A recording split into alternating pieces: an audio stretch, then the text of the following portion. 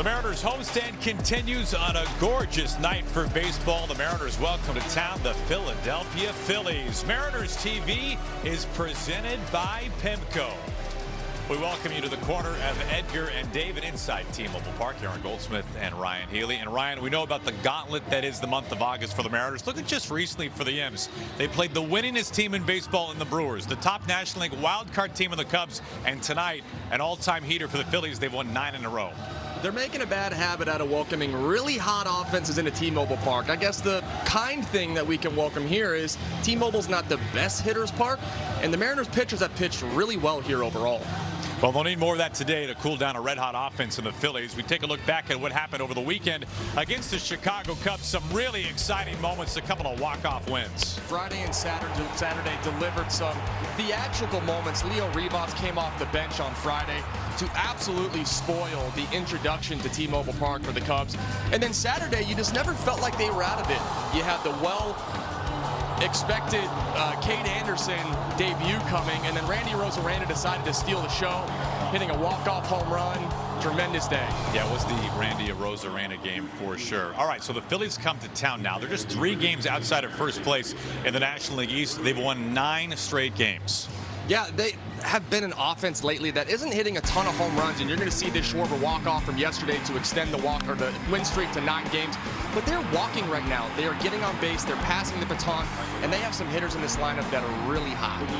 Yeah, top on-base percentage in August, a team that had not gotten on base at a consistent level until this month. So, Mariners trying to throw some cold water on a red-hot Phillies team as this 3-game series begins tonight from T-Mobile Park. A star-studded series, the Mariners and the Phillies. Julio, Schwarber, Bryce Harper, Josh Naylor, Randy Arozarena, all coming up here on Mariners TV. Liberty. This portion of the game tonight is brought to you by Emerald Queen Casino. The legendary Patti LaBelle brings her powerhouse vocals and timeless hits to Emerald Queen Casino November 7th. Tickets at emeraldqueen.com. By Northwest Buick GMC. See your Northwest GMC dealer today. And by Virginia Mason Franciscan Health. Make a play for your health with the Mariners' trusted sports medicine provider. Beautiful day in Seattle. Homestand continues a fresh series. It's game 1 of 3. The Mariners and the Philadelphia Phillies. Our Old Spice Fresh stats. Logan Gilbert, his last 5 starts following a Mariners win. Maybe most importantly, the Mariners are 4-1, a low opposing average of .206. Obviously, a lot of strikeouts come along with Logan Gilbert up on the mound, having a fantastic season. Logan Gilbert has stepped up for this Mariners team when they needed him most. We all remember the Game 3 start against the Yankees when the Mariners came out and won 1-0. Logan went 6 innings strong, had 7 strikeouts, 1 walk. It looked like the ace that we all know and love. He had to grind in Milwaukee, though. Got the only win against that really good Brewers team through 100 pitches in 5 innings, but 4 walks. That's what we'll be looking for against this Phillies lineup tonight. Who's coming in here very patient, riding some hot streaks right now. The equalizer is going to be the splitter. How he's able to fill the zone up early is what's going to separate him. Yeah, nobody's walking more in the month of August than these Phillies. And up on the mound for Philadelphia, a multi-time All-Star, Zach Wheeler, who hasn't pitched very deep into games recently, but we know he's one of the game's best. The stuff is always there. The location has been the question mark. He's having a hard time getting the chase on the splitter down, but he's able to work both sides of the plate, move the 4-seam and the 2-seam up and down, and he's going to be a challenge to these Mariners lineup tonight. Veteran starter closing in on 2,000 career strikeouts. Zach Wheeler on the mound. What a pitching matchup. Logan Gilbert, Zach Wheeler. A dynamite way to begin this 3-game series. Harper and Julio, Mariners and the Phils. First pitch is coming up next.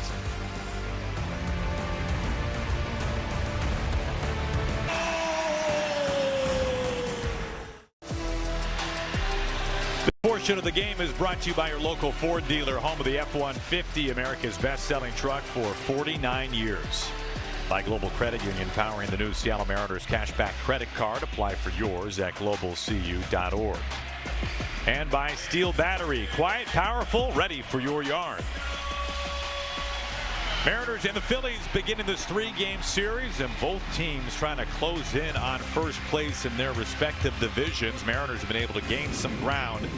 Right now, 3 games in back of the first place Astros and Rangers, tied at 65 and 66. A losing record is the top mark currently within the division. Here's what it looks like for Don Mattingly and his Philadelphia Phillies. You know, he doesn't look like a leadoff hitter, but he's done it a lot in his career. Kyle Schwarber, 1 home run shy of number 40, leads things off. Then you have the speedster and Trey Turner, Bryce Harper, and new man Luis Arise, the master of contact, bats in the cleanup spot. Brandon Marsh, an all-star this year for the first time in his career.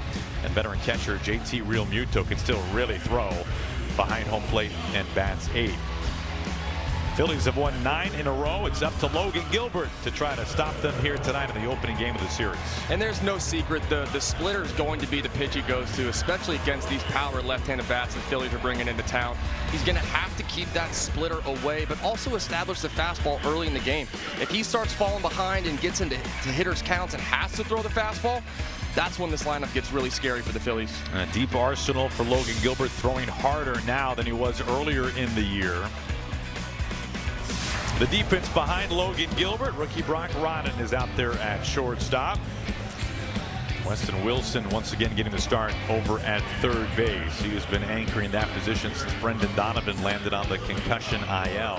Mariners are expecting J.P. Crawford back very soon.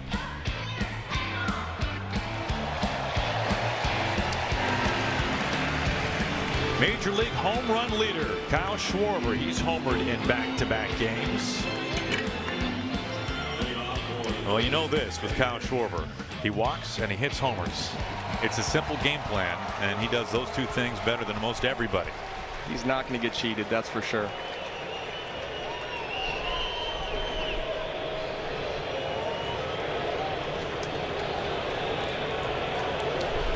Mariners coming off a series win against the Chicago Cubs, taking 2 out of 3.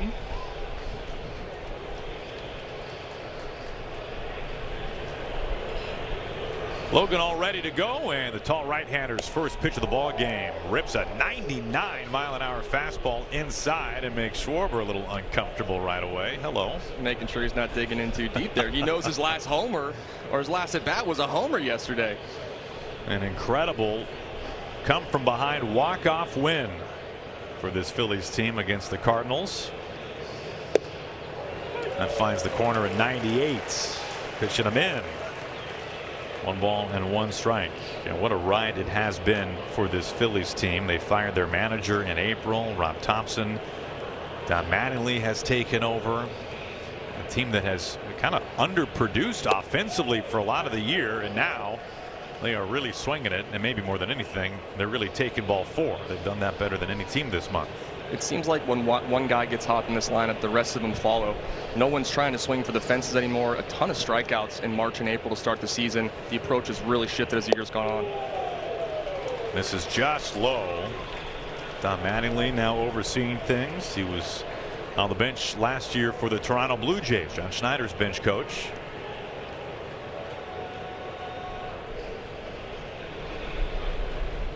Gilbert on a 3-1. And right on cue, a leadoff walk. Well, if you wonder what has been the biggest shift for this offense for the Philadelphia Phillies in the month of August that has helped this 9-game win streak, it's been exactly what we just saw. Through the end of July, it was the worst on-base team in baseball, driven in large part by nearly the fewest walks in the game. But since August 1st, man, something changed. Highest on base, highest walk rate. They clearly had a hitters meeting where they took it personally that they were last in the league in a couple of these stats, and they knew that things needed changes. When you have veterans on this lineup, and obviously the addition of Luis Arise, shifts the structure a little bit and the approach overall. But a guy like Schwarber, Turner, Harper, they know how to make adjustments. When you show them they're dead last at something, they are going to change. Here is Trey Turner.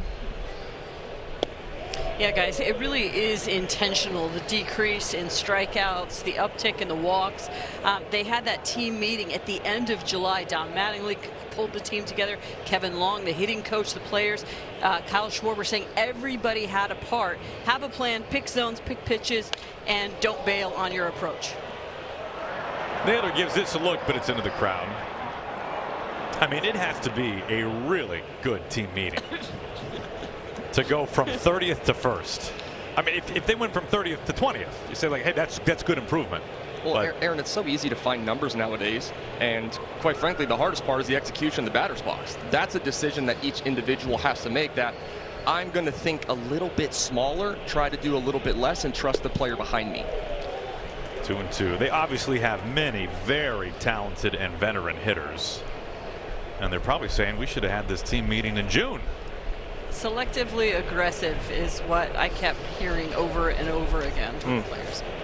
I like that. Selectively aggressive. And Gilbert's got his good fastball here in this first inning. That was a 97. We've seen 99 already.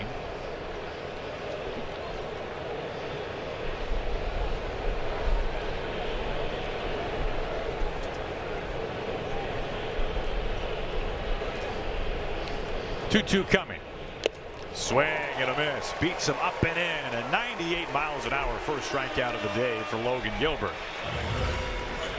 We know Logan loves the splitter with 2 strikes, but I felt like Trey wasn't getting off good swings on the fastball. Clearly Logan Gilbert saw the same thing and went right after him up and in with 98.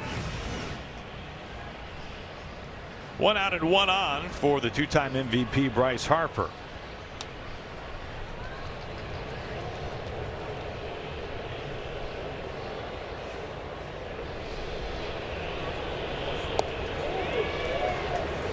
Well, when you think about Harper, obviously you think about a fantastic Hall of Fame kind of career.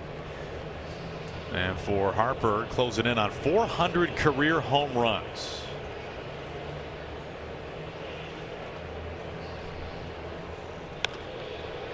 Fouls that off the end of the bat. Now when you think about a guy who walks a lot, that certainly has been Harper over the course of his career, and particularly this season. 1 ball and 1 strike his way with Schwarber at first base.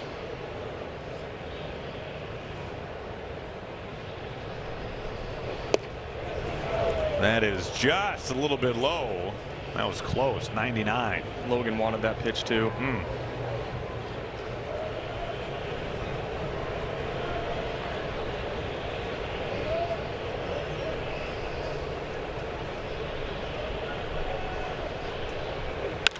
This is cracked on a line out to left field. Opposite field knock for Harper. 1 out and 2 on as Schwarber moves into scoring position. This is 99. It's a really good fastball. The problem is it's a 2-1 count, and Bryce Harper knows exactly what to do with some velocity. Doesn't try and do too much. It's a nice line drive either way and extends his on-base streak even further. 27 gamer now for Bryce Harper. 1 out 2 on. Some traffic for Luis Ariz.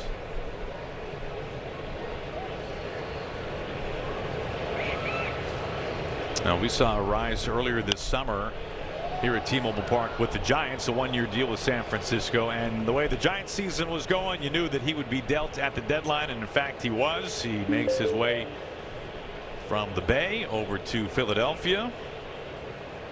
Apparently does not like hitting in T-Mobile Park though.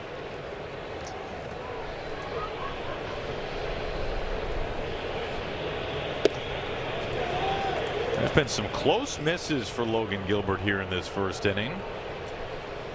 This is one of the big counts that you'll be looking for today in the 1-1s. This team's not going to chase much in the Phillies. He's going to have to come after them.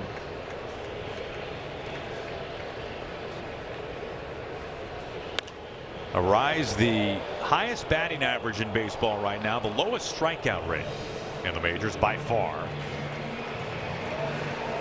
He calls for time.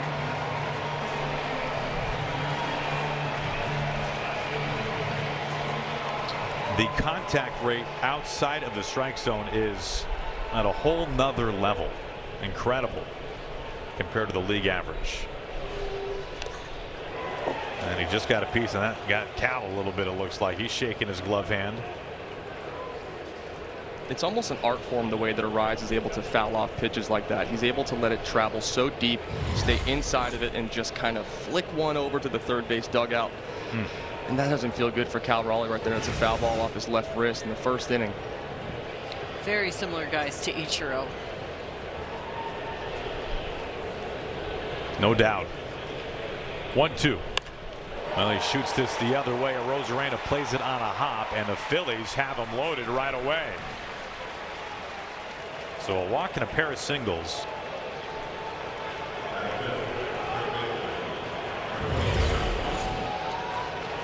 This is a slider. Logan showing Arise everything that he can, but this pitch is on the plate.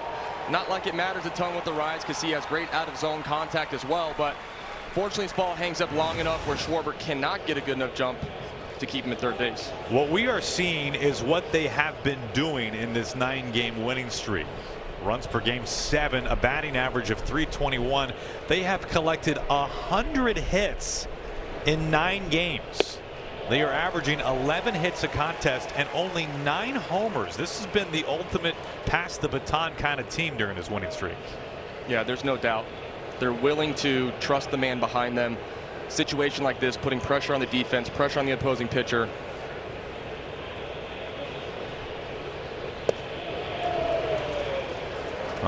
Nearly 100 miles an hour misses low. Alec Boehm at the plate.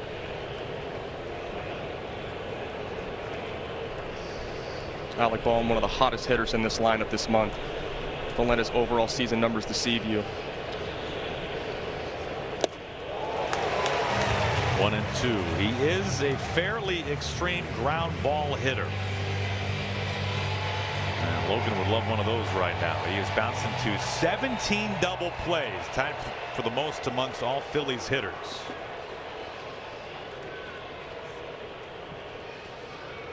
Way outside, and a nice pick there from Cal Raleigh.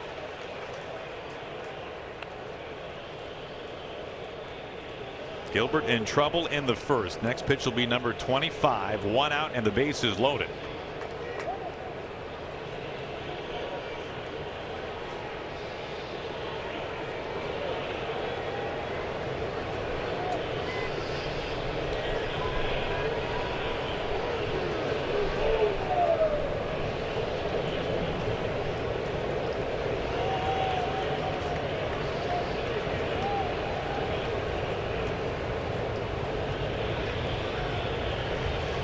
Gilbert on a 2-2.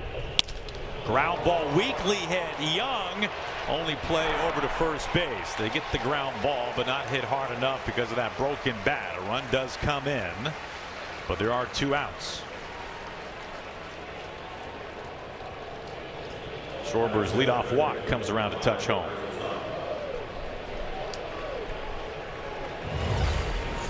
Logan Gilbert going back to the fastball here. You can hear that sound. He does break his back. Why the ball's not hard enough hit to Cole Young to be able to turn that play. Nice job getting it out there. Over for a strike. Bryson Stott. This is another spot where the Phillies have been so special. 2 out hitting, not giving away at bats, extending innings.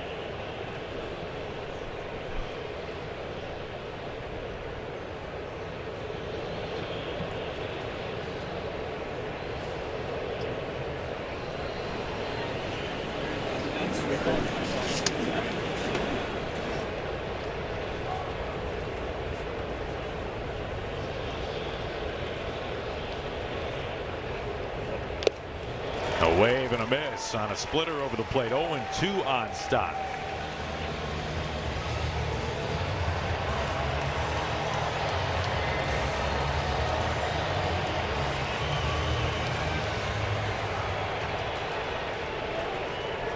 Stott, a very good doubles hitter. Having a solid offensive season.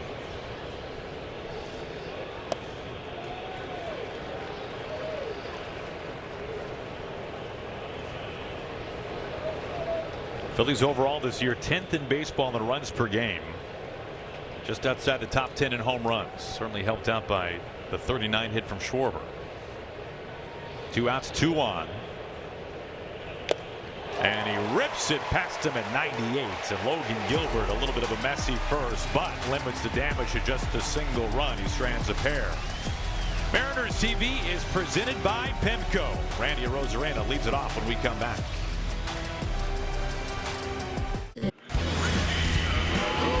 Randy Rosarena trying to hit a leadoff home run for the 3rd straight game. He batted at the top of the order for the Mariners. Canzone and then Julio. Taylor Ward back in the lineup today, batting 5th and DHing. Brock Rodden getting the nod at shortstop and hitting 9th. Not an easy day for either lineup with these two starting pitchers. It is Zach Wheeler on the mound tonight for the Phillies. Really good fastball from Wheeler. He's going to show you to both sides of the plate.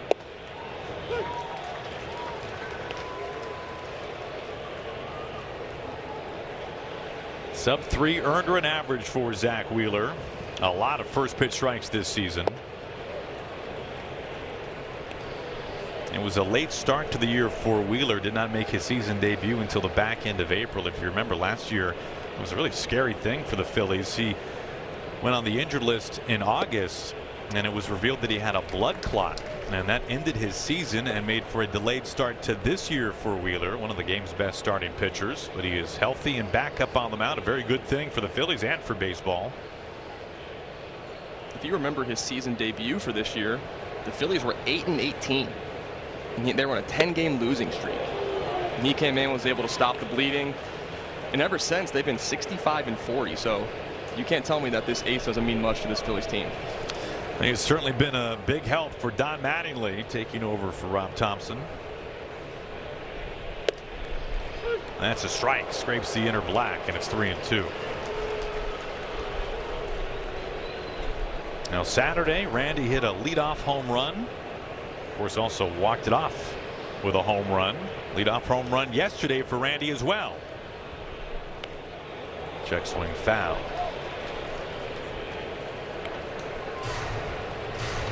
"20 home runs now for Randy Arozarena, his 6th consecutive 2020 season.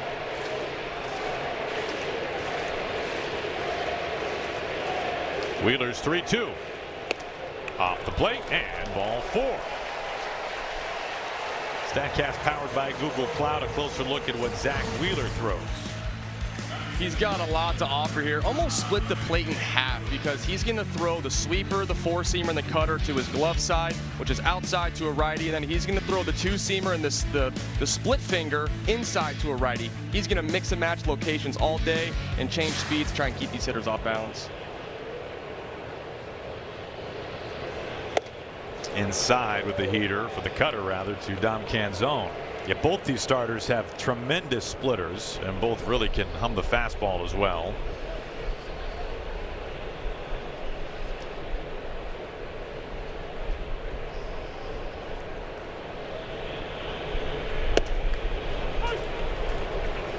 Inner edge. That location right there is exactly where Zach Wheeler is going to live against the Mariners' big lefties. If he can throw that 4-seamer and that cutter off of that, it opens up the splitter low and away. Randy at first base, held by Bohm. Line drive, base hit into right field. Dom Canzone, 110 off the bat as he turns on a good fastball.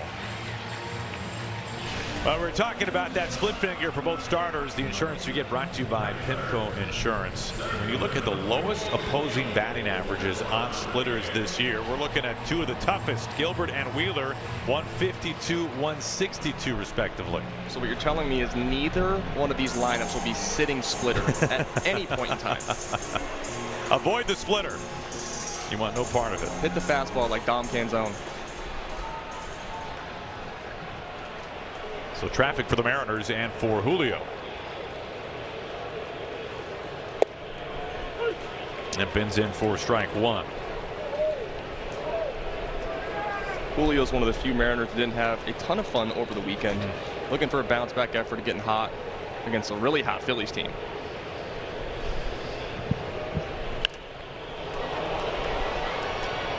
You feel your senses kind of elevate when you face a guy like Wheeler?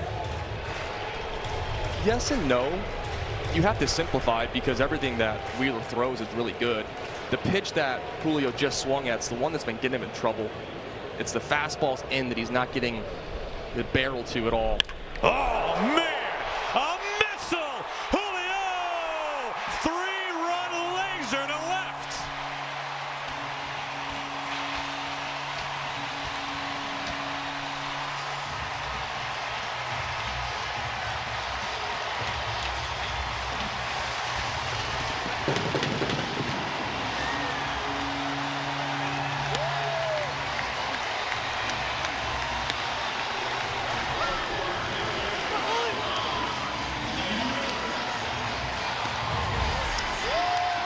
Couldn't catch up to the fastball in, but this splitter, the batting average just went up, Goldie, because he hung that one with 2 strikes, and Julio was not going to pass that one up. That pitch was hammered at 109 to left field for an early 3-0 lead.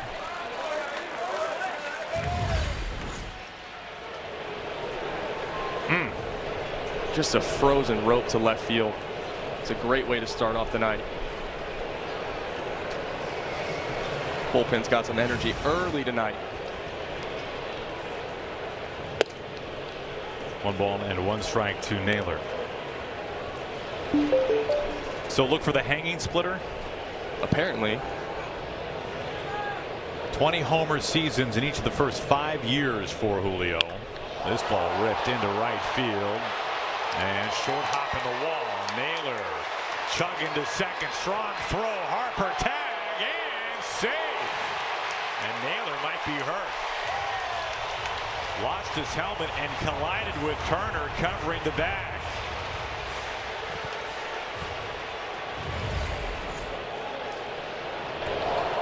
This is a great swing on a tough pitch to cut her up and in, but I think right now we're all more concerned about the slide, and loses his helmet early, but what does he bump into? It looks like he... Meanwhile, the Phillies are challenging the safe call.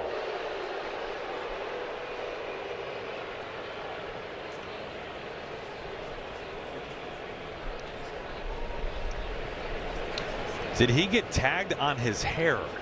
It looked like it. I thought his head connected with Turner's knee right here.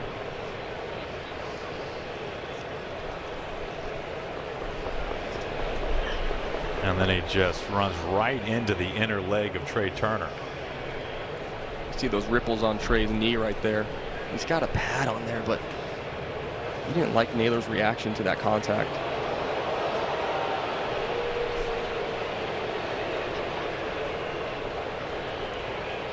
Man.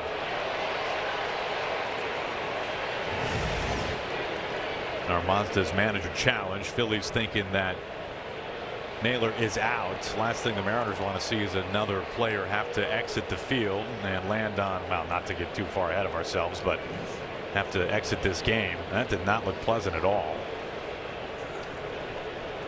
And truthfully, the feeling right now, I'm guessing the ballpark, is more of a concern for Naylor's status than whether he's safe or out, although the tag did look like it was on his hair without his helmet on before he reached the bag. Also, it didn't look like a very nice neck snap when he first hit the ground. The call on the field is overturned. The runner was tagged on the hair before his hand hit the base. There's your answer. Runner is out. Philadelphia will retain their challenge. Yeah, that's a good description, explanation by Bill Miller. It was in fact on the hair, and the hair does count. Very specific with where the tag went through there. Bill Miller letting us know the hair does count. Now we're just hoping that Josh Naylor's okay. Naylor walking fairly gingerly off the field. And we'll see what his status is the rest of the night.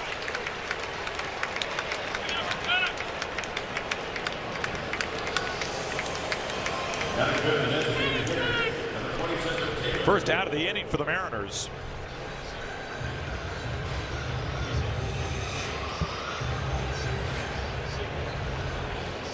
Here's Taylor Ward.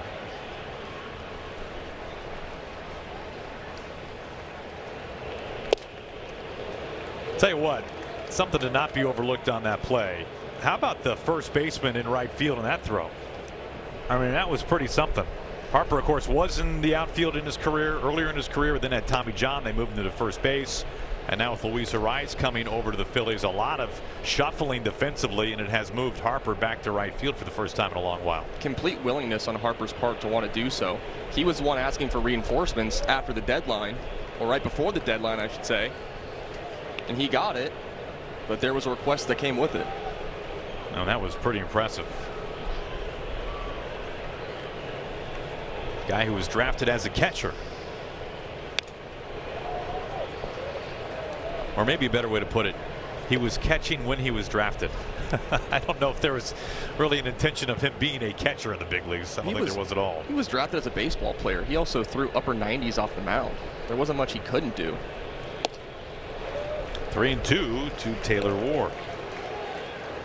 I mean, Aaron, imagine being good enough to skip your senior year of high school to go play college ball and then just absolutely dominated enough to be the first overall pick. Ward takes off the plate. Now the Mariners' turnstile continues. Every man has reached base in some form or fashion. On September 4th, the Mariners are tipping their caps to you, the fans. Come to the ballpark for Fan Appreciation Night presented by Starbucks. Don't miss out on a complimentary Starbucks gift card for all fans. Visit mariners.com/tickets. Caleb Cotham, the pitching coach for the Phillies, going out for a mound visit. Well, walk, single, 3-run homer, single thrown out at second, and now a walk to Ward. A lot of traffic. We've talked about how much Wheeler means to this Phillies team and obviously how good he's been his entire career, but what we haven't talked about is since the All-Star break. Winless, 0-3 with over a 5.5 ERA. The walks are way up, and that's been on display so far in the bottom half of the inning here.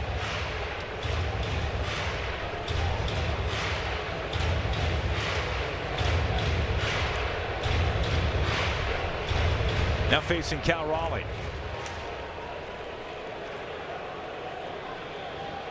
One out, one on.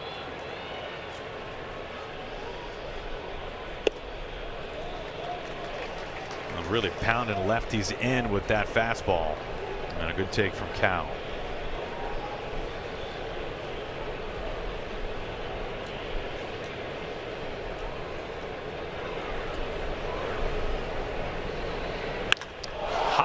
Fly ball, does it have the length?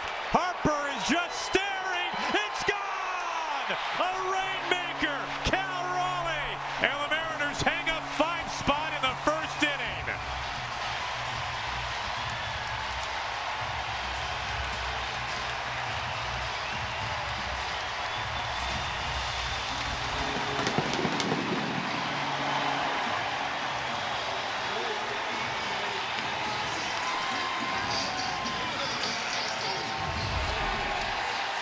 This is a fastball up and away that Cal Raleigh has been getting on time for so much better. Started the weekend off with the 3-run home run on Friday from the right-hand side of the plate and kicks off this series with another home run to extend the Mariners' lead. Cal and Julio homering in the same game. I like the sound of that.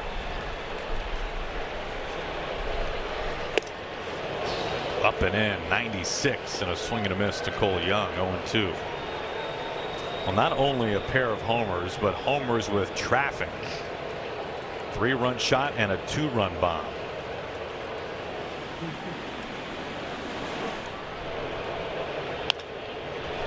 This is just fair. Bohm with Wheeler covering, and he gets there in time. 2 outs. 5 first-inning runs allowed tonight by the veteran Zach Wheeler. He had given up 4 in the first inning all season long entering tonight. And you mentioned the walks. The walks playing a big part. He's walked 2, and both those walks have come home to score. The Mariners have done a great job of forcing the fastball in the zone early tonight, not expanding the secondary stuff. Look really patient so far. That's called a strike. Borderline pitch down and away to Weston Wilson. Angie, what was that phrase you said about the Phillies offense? Selectively aggressive. That's what the Mariners look like so far in the first. Selectively aggressive.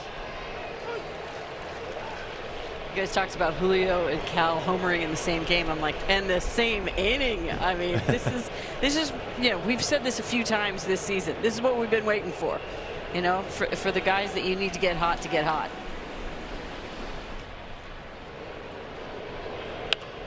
I mean, you think about it, going into yesterday, the Mariners did not have a 20 home run hitter.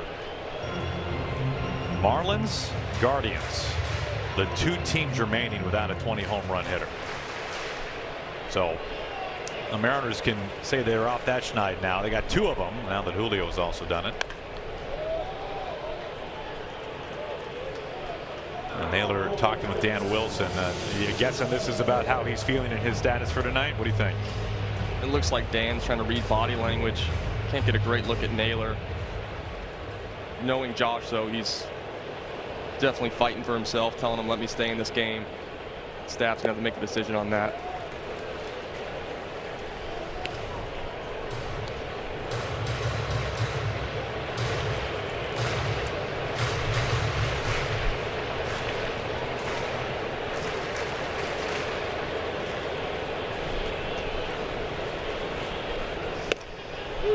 Strike 3 called. Outer black, well located by Wheeler. What a first inning for the Mariners. The big bats have come to play tonight. Julio with an absolute rocket out to left field. 3-run blast for Julio. And a sky-scraping home run for Cal to right field. It's a 5-1 Mariners lead after the first. Sportsbook. Logan Gilbert pitching with a 5-1 lead all of a sudden. Top of the second, Brandon Marsh, the former Angel, leads it off.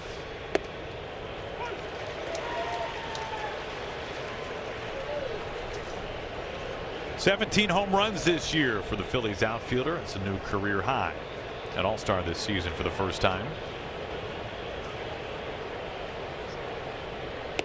Years ago, when he was an Angel, a pretty highly regarded Angel in his early days in the division, he was traded to Philadelphia for Logan O'Hoppe, who the Phillies were willing to part ways with, and the Angels thought that O'Hoppe would be their long-term catcher. O'Hoppe was traded this year at the deadline to the Texas Rangers. Didn't quite work out for O'Hoppe. There had some injuries, missed some time, and had some good spurts with the Angels, but maybe a change of scenery will help Logan O'Hoppe, who stays in the West. Had some good power spurts with the Angels, but I think he got traded to the Rangers and optioned right away. Yes, he went immediately to Round Rock. Fly ball center field. Julio in on it and makes the catch.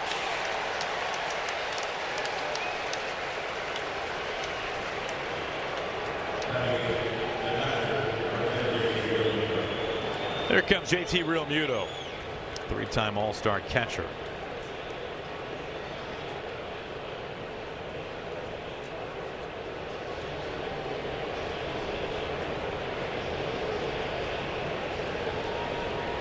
'13th year in the big leagues for Realmuto. Now 35 years old. That's called a strike.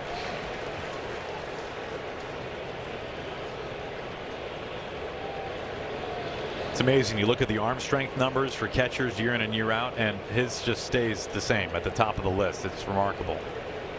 I was watching Zach Wheeler. He has a really big leg kick, slow to the plate, but you can get away with that when you have JT Realmuto behind the plate, who's able to neutralize the running game. It's a big reason why he is still such a contributing big leaguer. Obviously not having the best offensive season, maybe one of the few soft spots in this lineup, but what he does defensively for this pitching staff is more valuable than anything else.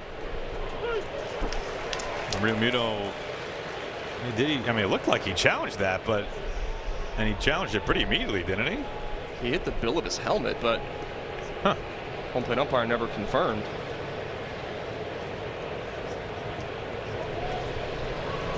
Chad Whitson behind the plate could have accepted that as a challenge.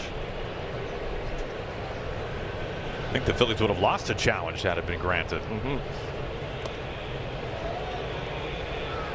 2-2 on the veteran catcher.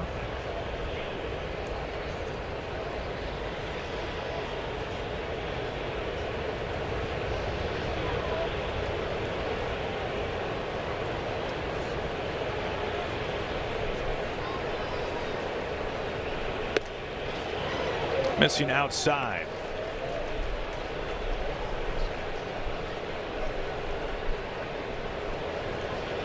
Justin Crawford waiting on deck.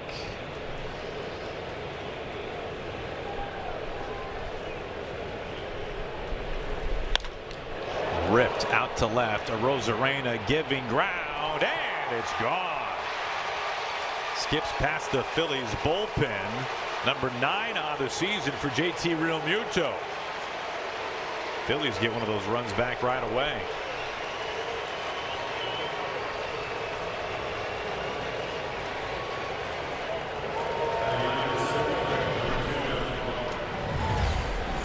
May not be having the best season in the world, but can still swing it. When he works himself into a 3-2 count, a hitter's count, guaranteed fastball, JT has no problem getting on time with this pitch and hammering it over the left field wall. Something really bizarre about Gilbert's season this year, and he's having a great year. Gilbert has now given up 21 home runs. 19 of them have come inside T-Mobile Park. You and I talked about this pregame. It made 0 sense to me. Justin Crawford, Carl Crawford's son, is at the plate, rookie outfielder. He's now tied with Tanner Bybee of the Guardians for the most home runs allowed in their home ballpark.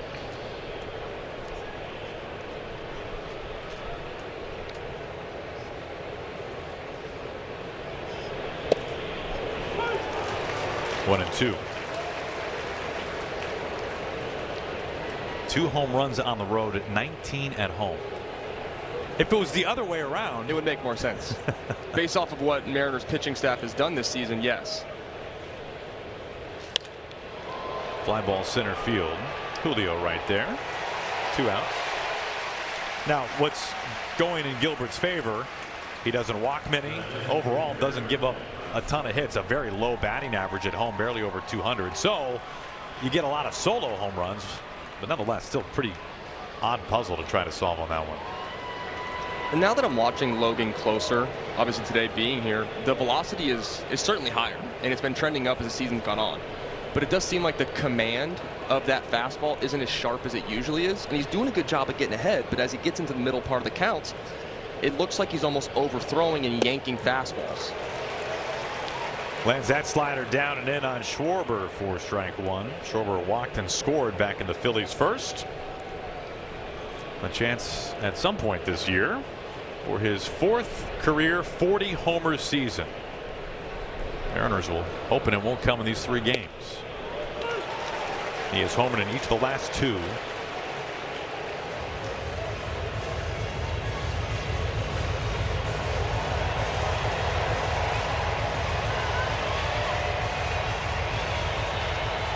One of the great 3 true outcome hitters. Homer, walks, and strikeouts.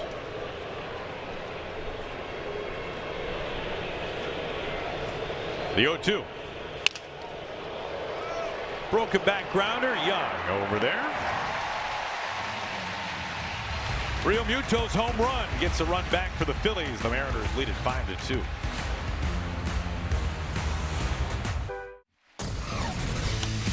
A 5-run first inning made possible because of Julio 3-run homer to left and a Cal Raleigh 2-run shot out to right field. Just the 3rd time this year they have both homered in the same game, and the first time this season they've done it in the same inning. Brock Rodden leads it off.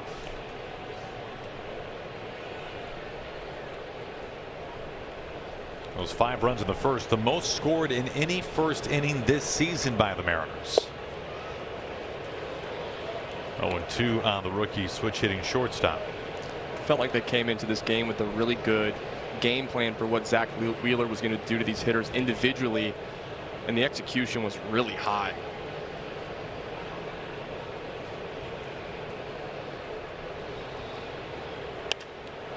Now, Wheeler's been around a long time. He's on the hunt for 2,000 career strikeouts. It was only the 2nd time in his career that he allowed 5 runs in the first. It's the first time since 2018. Going at a high fastball, and Rodden is down swinging, 1 away. Lineup card turns over. Here's Randy.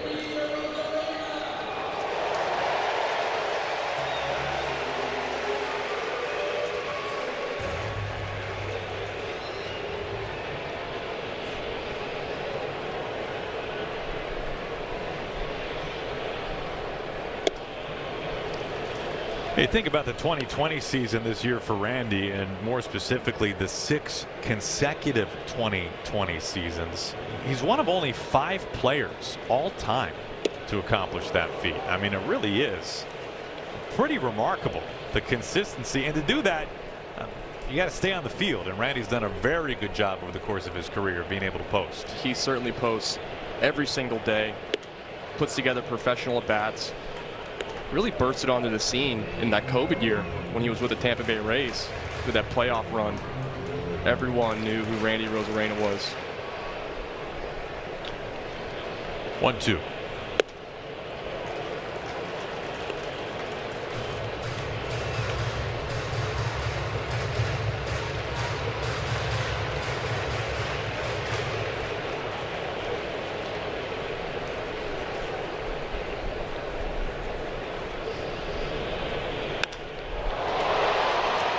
Out towards right center field.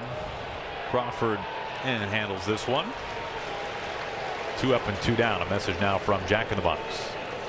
Don't get FOMO. Get my Philly style bonus Jack combos and new Philly Munchie Meal. Welcome to Jack in the Box.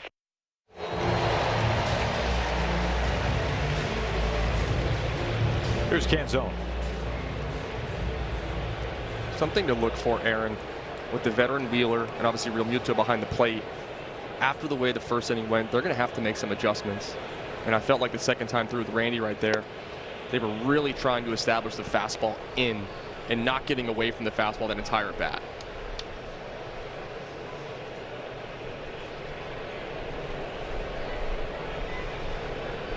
It felt like Wheeler was pitching in with the fastball in the first inning, but is the difference staying with it and not using it to set something else up? But he wasn't locating with it. Okay. And I felt like he was rushing to the secondary almost too quickly because there was traffic on the bases. But he can tell that the lefties are on the fastball in and the cutter in. So he just threw back-to-back breaking balls to Canzone right there, trying to change speeds a little bit, change eye levels to open that back up. Great take right there by Canzone to leave the cutter up and in. Mariners 2 home runs and 2 walks in that first inning. An 8-batter, 5-run first. That was way in off the plate on that cutter. That was a wicked pitch, Aaron. Late movement? Very late. That's the best cutter that he's thrown all day.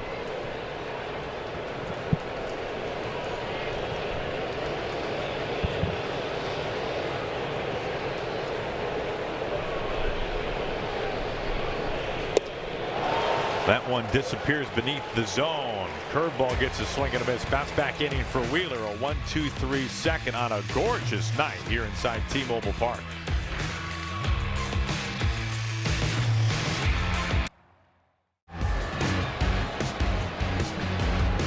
(5-2) Mariner lead, moving to the top of the 3rd inning. Trey Turner leads it off for the Phillies.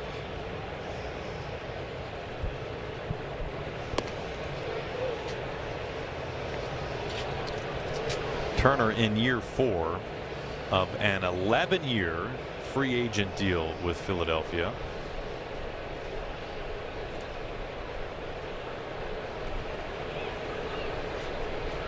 He is signed through his age 40 season. The year 2033.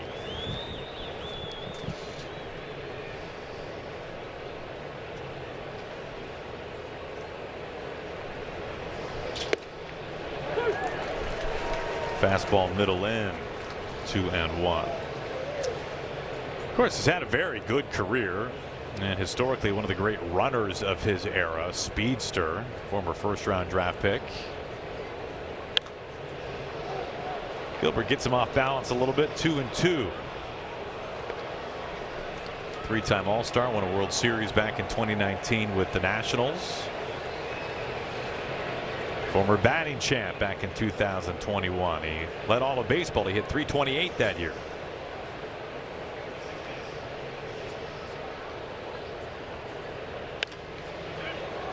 Soft fly ball into shallow right field. There is Dom Canzone to put it away for the Ford Sports Desk. What's going on, Inch? Well, Trey Turner, you got to have the kind of speed he has to do the slide he made that we all know of. Hey, it's our Overlake Medical Center and Clinic's health report. Unfortunately, we learned today that Colt Emerson is going to have surgery on his wrist. He's going to have that Wednesday. He's out for the season. J.P. Crawford is having the same issue with the same tendon in his forearm, but he is supposed to be activated tomorrow.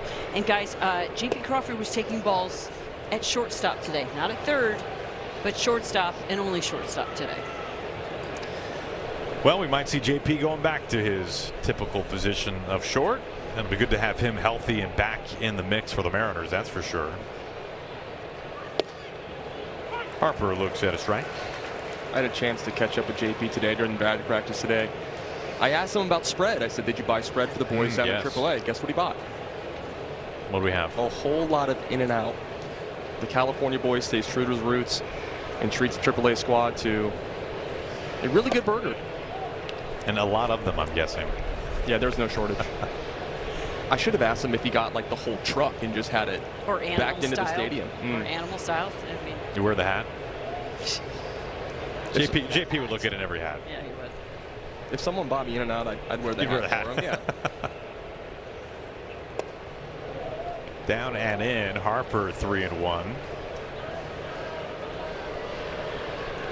Hasn't shown Harper a fastball yet this at bat. Definitely in a fastball count right now. Let's see if he comes after him.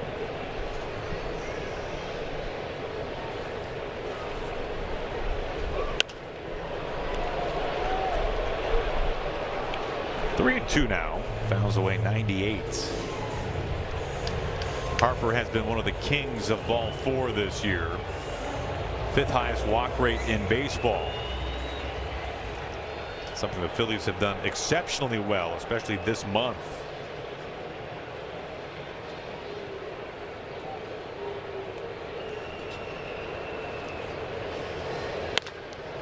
On a line out to right field, man, he has hit the ball really hard twice now. One to left and now one to right. Now those guys are happy. Sweet headgear. Well, the Mariners have teamed up with Global Credit Union to bring you the Mariners Cashback Credit Card, giving you everyday rewards and low rates, plus fan-first perks and chances to win unforgettable Mariner experiences. You can apply at globalcu.org/Mariners. Harper 2 for 2. He's aboard at first with one out. Here is Luis Ariz.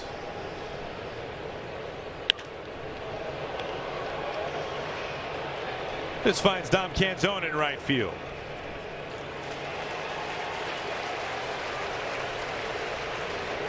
Two down.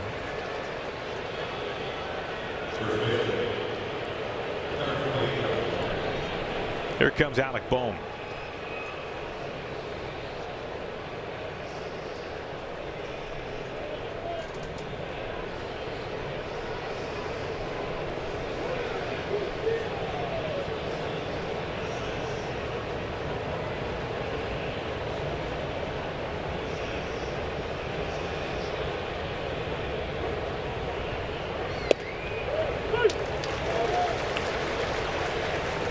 Slider at the knees for strike one to Bohm.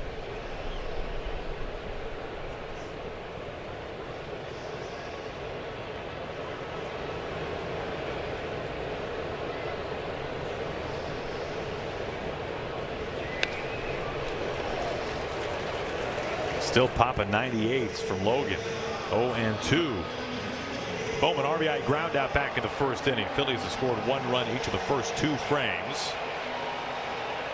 Gilbert trying to hold him off the board here in the third with two outs and Harper at first base.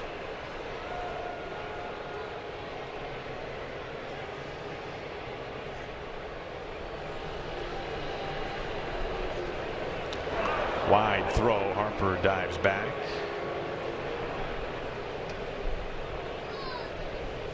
Good to see Naylor's neck's all right to corral that throw. Thinking the same thing. Nice to see him over there.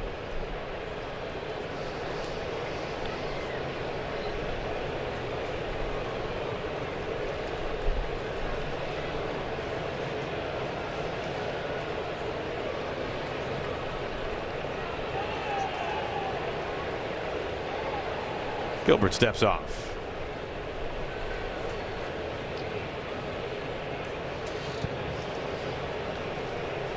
Baum does a really good job of covering the velocity at the top of the zone.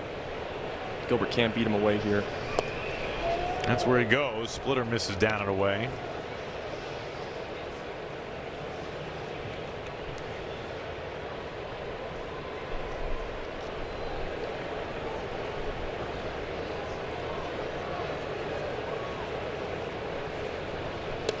A swing and a miss on a good splitter right at the knees. Man is left to the bottom of the third. Julio, a 3-run homer in the first. He leads off the bottom of the third.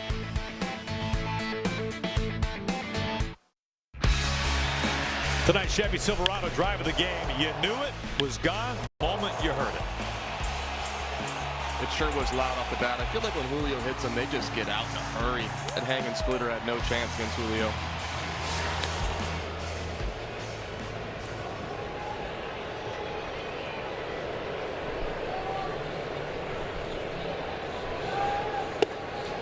For Julio, a 20-homer season each of his first 5 years in the big leagues. Only the 20th player all-time to do this, and the 11th in his age 25 season or younger.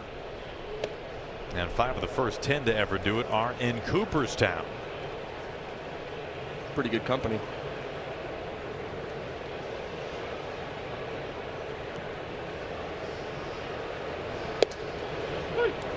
That sweeper lands over the plate for a strike. Julio, Naylor, and Ward here in the Mariners' third.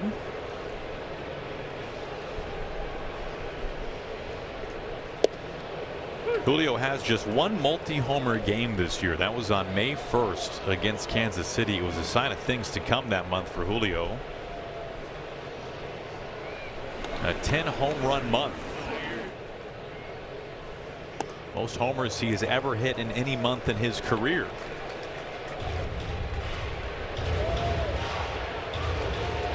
Three and two as he leads off the bottom of the third.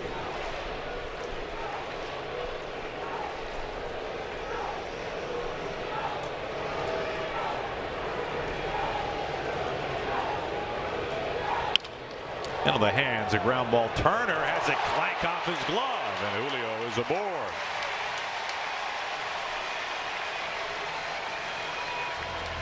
It's been a problem defensively for Turner this year. Julio works a nice at bat. This is a tough play up the middle.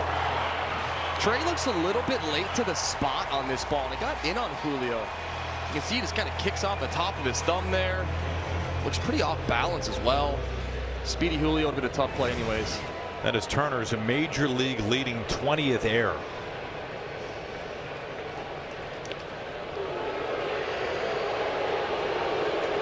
Now, to be fair, it's always the shortstop who leads in errors. In fact, the top error committers this year, the top 4 all play the shortstop position. They just get more action than anybody. There was a lot of conversation when Arise came over to the Phillies at the deadline. Potentially stop moving over to shortstop as well. Him being the best defender on this infield. But clearly decided third base was a better fit.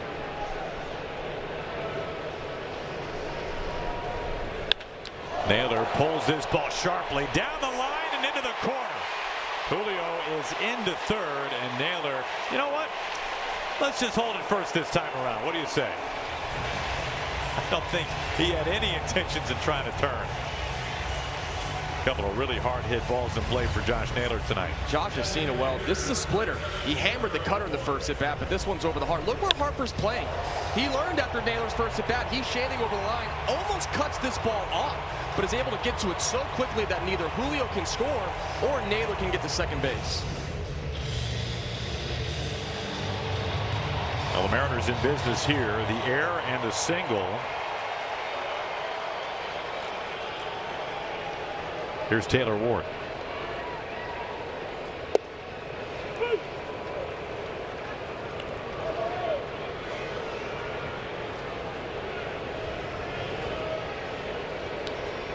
Ward playing in just his 13th game with the Mariners, acquired at the deadline from the Orioles.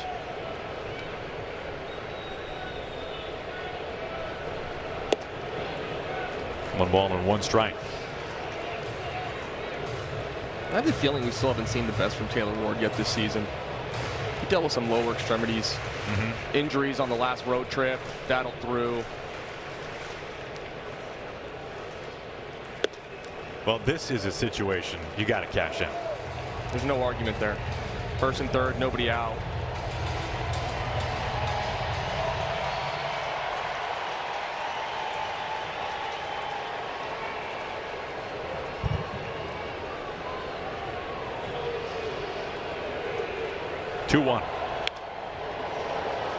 That was the pitch, too, to do it on.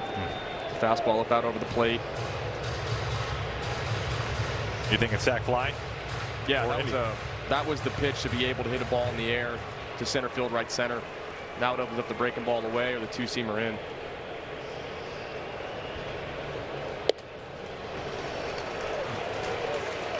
That looked like it caught the corner, but Real Muto's glove had to move so much. That was a strike. Didn't get the call. 3-2. You know, he wanted that sinker in. His eyes were nowhere near that part of the zone.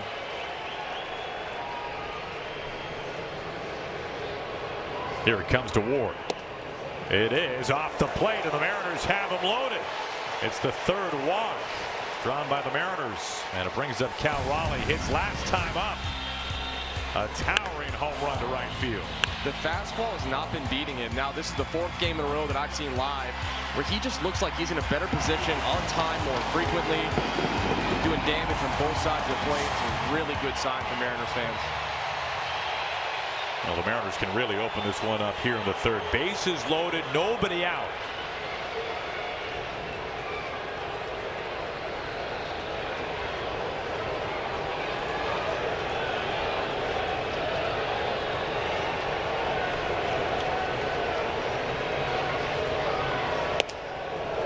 Just missing up and in.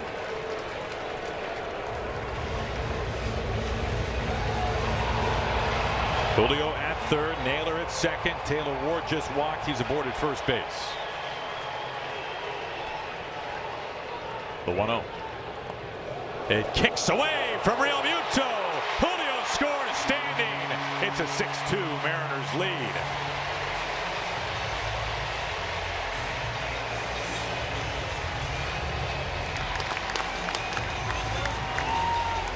Phillies not helping out their own cause in this inning. An error and now a wild pitch helping to score a run. No, Mariners taking advantage of this too. Julio got a really good read. This play is directly in front of him. The ball doesn't kick all the way to the backstop, but he knew it kicked away far enough for him to be able to score. And now the infield drawn in.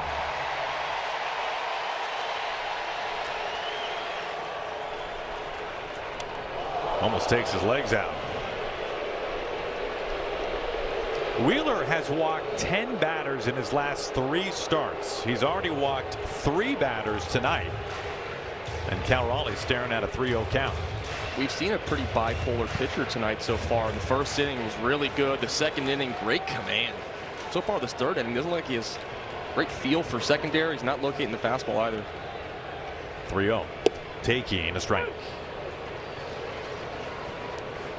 Guys, that's really been the problem, his ability to locate his fastball. The velocity is there, but he's missed a lot in his previous starts glove side with that, and that is actually exactly what Josh Naylor ended up crushing. See where he goes here. 2nd and 3rd, infield in. The 3-1. It misses low. It's another walk. First 4 batters have reached. By the way, they have changed the E6 on Turner to an infield base hit for Julio. It's a home field advantage right there. 4 walks from Wheeler.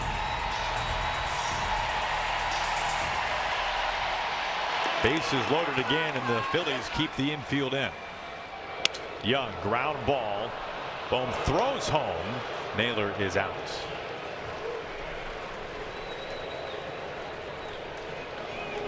That worked out for the Phillies.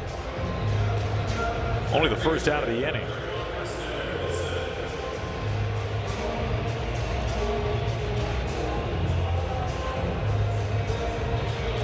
Bases remain loaded. Some serious stress pitches in this game for Wheeler.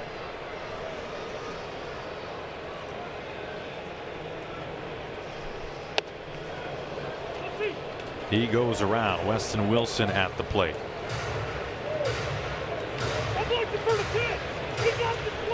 And the Phillies dugout is really letting them hear it. Chad Whitson, our home plate umpire.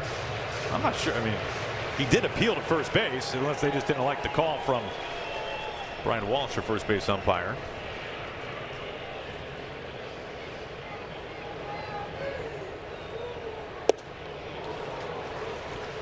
Oh, 2 on Wilson. Normally the dugout is frustrated at the home plate umpires making the decisions on check swings.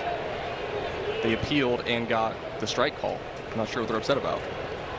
Wilson made his major league debut with the Phillies. Has the bases loaded. And he takes just above the zone. A good take. Very good take right there. Wilson homered in his first major league at bat with the Phils, the same night that Jared Lorenzen threw a no-hitter. And now time called. What a night to break into the big leagues. You saw everything. Man, it's pretty good being up here in the show. Life happens fast.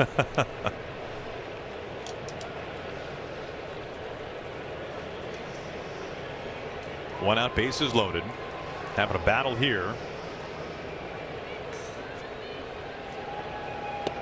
And he chases that sweeper down and away.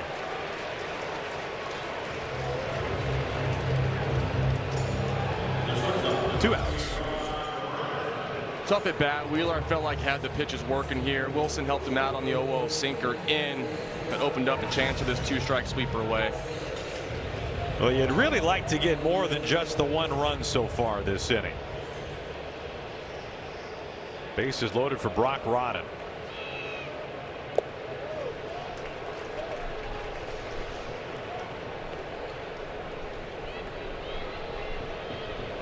And has been nothing but welcome to the big league kind of moments for Brock Rodden. And now he finds himself facing one of the great starting pitchers in the game right now in Zach Wheeler, with the bases loaded.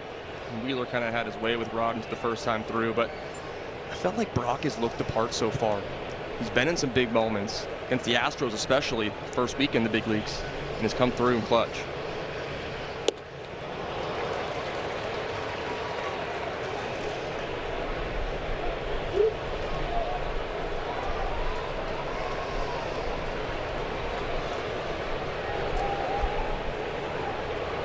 Two outs, bases full. And he stays away, and Rodden swings and misses at it once more. It's 1-2.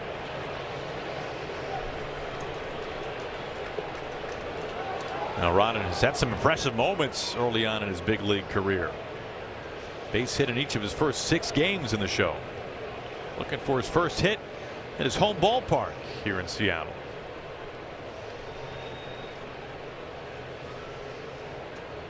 One, two.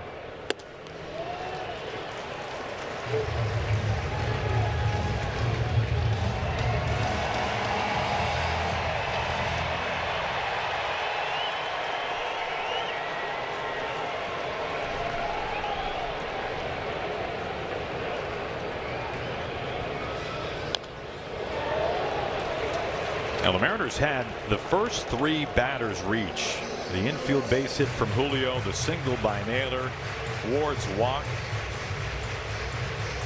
A run coming home on a wild pitch. They are looking to get greedy here in this 3rd inning against Wheeler.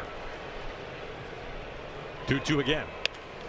Rolls over a ground ball to second base to retire the side. Mariners wanted more. They get 1. And Logan Gilbert pitching with a 6-2 lead here in game 1 against Philly.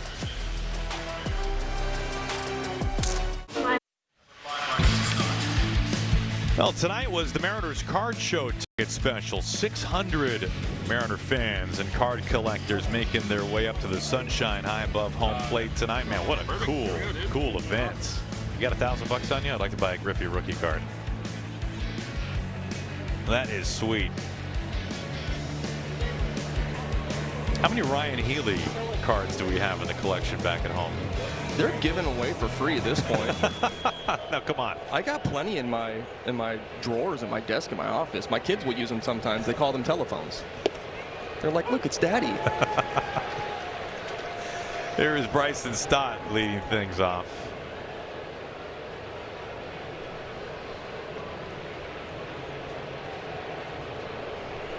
(6-2) Mariners. Rips this on a line out to right field for a base hit. Leadoff man aboard. On September 3rd, the Mariners have a ticket special, perfect for beer lovers. It's True to the Brew, presented by Columbia Distributing. Snag a specialty price ticket and sample 8 2-ounce pours featuring bold, flavorful brews. Tickets available online only. Mariners.com/brew. Stott at first. Here is Brandon Marsh. We've talked about how different the Phillies are in the month of August than they have been the entire year leading into that. Their on-base percentage through July 1st was the worst. Since August 1st, it's been the best. Their walk percentage has gone from the cellar to the penthouse, and you wonder if you're Pete Woodworth and tonight you're Logan Gilbert, Cal Raleigh, and you are putting together a game plan against these Phillies hitters. Are you scouting and game planning for the team that's been in existence and hitting like this for the last 20 some odd days, or the team that's played 130 some odd games? You can't look at the macro of the season when you're facing opponents, whether it's on the offensive or the pitching side, just because players adjust so much over the course of the season. The pitching staff, when you are a hitter, you're watching the last couple starts because you want to see what trends are. Pitchers are making adjustments constantly, just like hitters are. And whatever the Phillies have been doing this month is working. If you go watch July footage, you're not doing yourself a favor right now. Got to zone in on what's been happening lately. Yeah, because they're a different team. It's a different lineup with the rise in there. And clearly there's some hitters that are doing things differently. Baum is swinging the bat so much better in the second half. Bryce Harper, you've seen him put together 2 really good at-bats, hit 2 balls hard. Really beat him inside. You would think, I should say this, what do you think about this? If it's easier to have that approach maybe on August 24th than on August 14th? Like, it feels more real now than a week into the month, 2 weeks into the month. Like, this has been a pretty big sample size of almost a full month for them now. But if you caught the Phillies this month, a swing and a miss there, let's say in week number 2, you kind of wonder, well, is this a real thing or is this a fluky thing based on just some maybe weaker opponents that they faced? That's a good point. And this is a slider right here with 2 strikes. He's able to just fool Marsh on this. Slide right underneath his barrel for out number 1 this inning. I understand your point, where maybe if you're the first 10, 14 days into the month and you're coming off of a really terrible offensive performance in July, you don't believe it yet. Mm-hmm. At this point, you got to believe it. It's been a full month, basically. Yeah, it's just too deep and the production's too consistent. They're obviously riding a 9-game winning streak as well, so they've been doing a lot of things well and beating teams in different ways. So you have to be aware of some of those circumstances and make sure you're clear on what you're attacking, but be willing to adjust kind of first, second, third time through the lineup.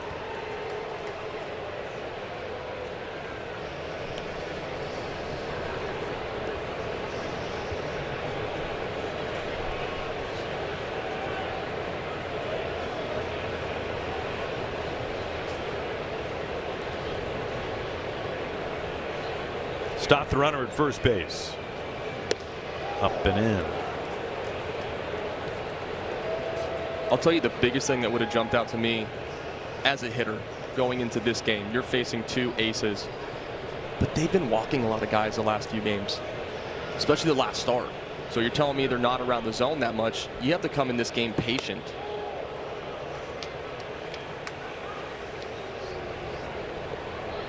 Both pitchers' pitch counts are well into the 70s already. Hey, Gilbert's done a nice job holding down the Phillies in this offense that's really been clicking recently, but he has not had an easy inning, really. No.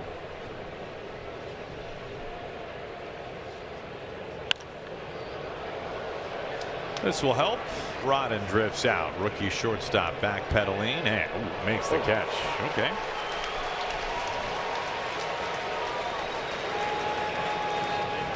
2 down.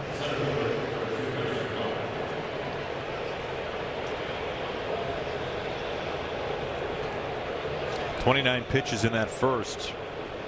Phillies really got on Gilbert fast in the first inning. He was able to limit the damage to just the 1 run.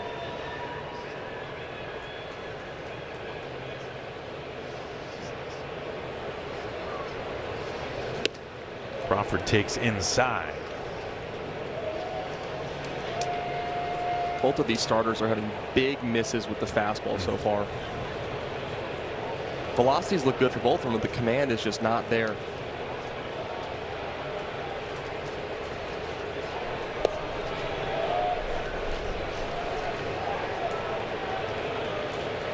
That's on the corner. EQC tracer, but ruled ball 2.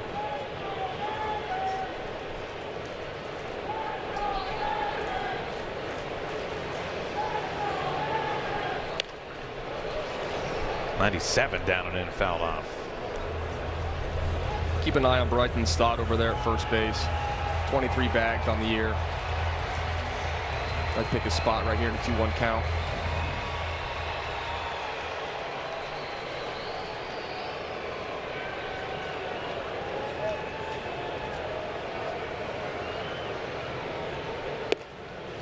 Right over the plate.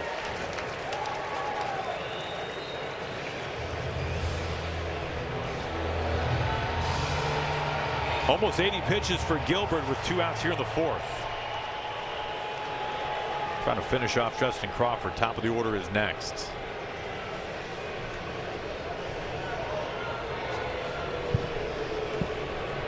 Stott dives back in. What you don't want is that man to come up with 2 men on base. He could make it a ball game again. Really want to take care of Justin Crawford here, rookie center fielder, who is hitting well, batting close to 270.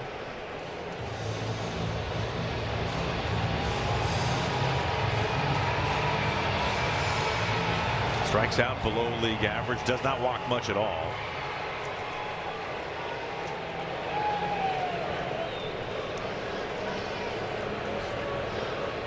Two out, Stott at first.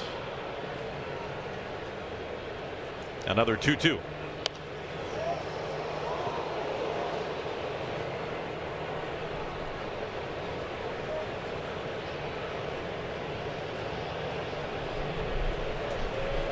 Mariners trying to keep Schwarber right there.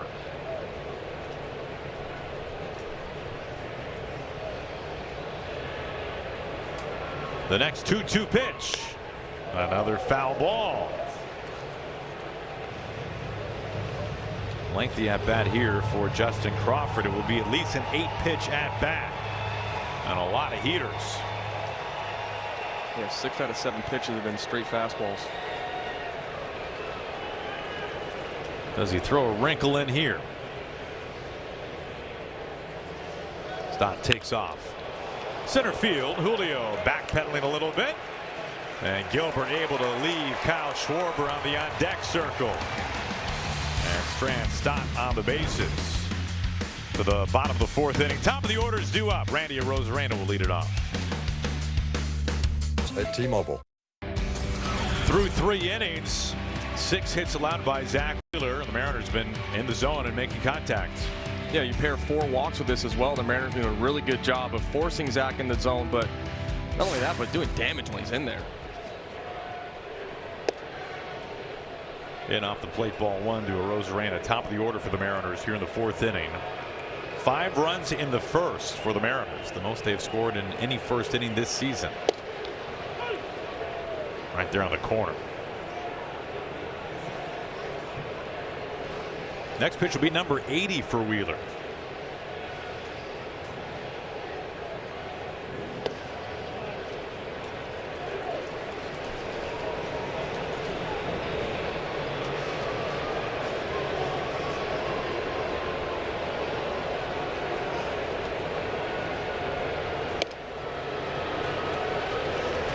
Pitching him in, 3-1.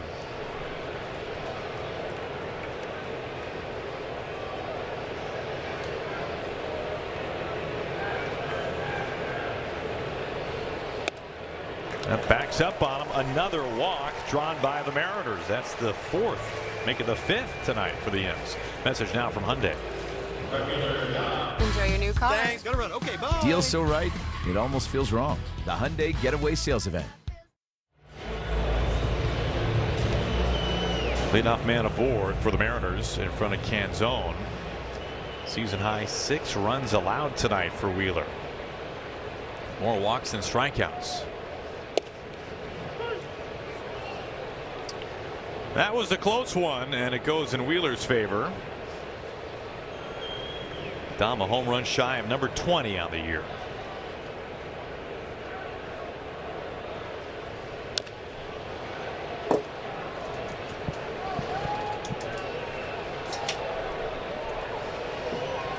Canzone really had a tough sequence his last time up. That cutter in and the curveball down and away.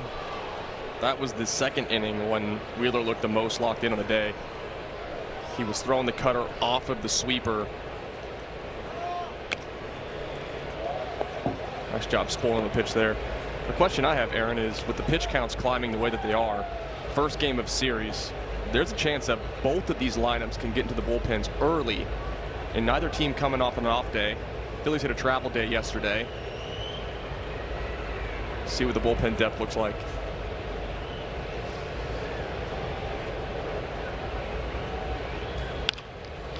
On the ground, over to a rise, double play ball. Wheeler able to erase that leadoff walk.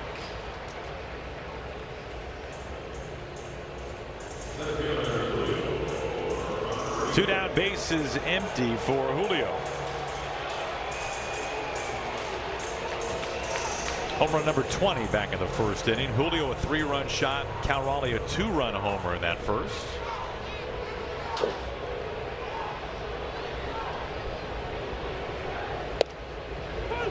On the corner.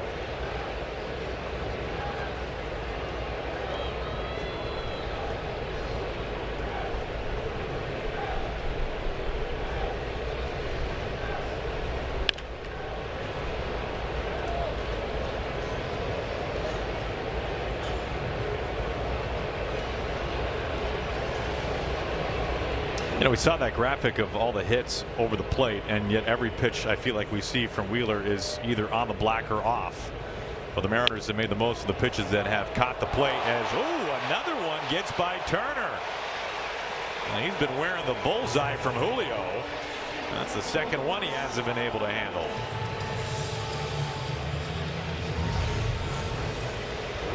This is a slider and got himself into a tricky hop. You can see Trey's feet, they just get stuck. This ball gets on him in a hurry. In between hops and just kind of misses it. Well, you can see the frustration on his face. That is ruled an error. Salt on the wound, it actually hit his throwing hand instead of the glove hand.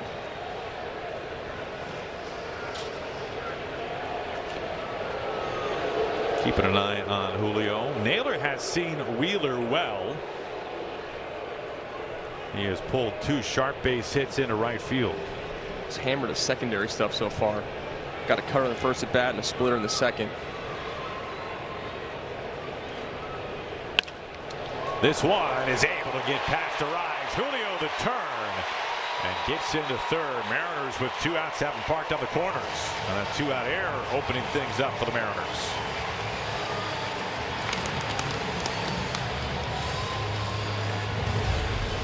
Well, as I was telling you what pitches he got hits on the first 2 times, he gets a fastball. Beats him a little bit inside, but he's big and strong enough to get this ball up the middle to put the Mariners in a really good position here with 2 outs. So much traffic tonight for the Mariners. Julio at 3rd, Naylor at 1st base. 90 pitches for Wheeler. Bullpen is quiet for the Phillies. Here is Taylor Ward.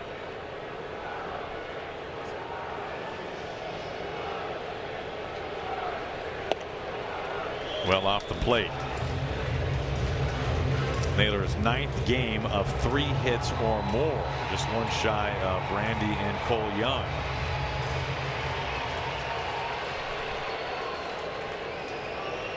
Two outs, 2 on.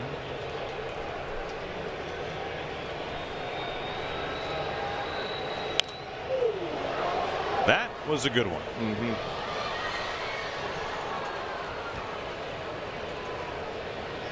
With Josh Naylor's 25 stolen base on the year, you wonder how many pitches he gives to Ward before he decides to take a shot.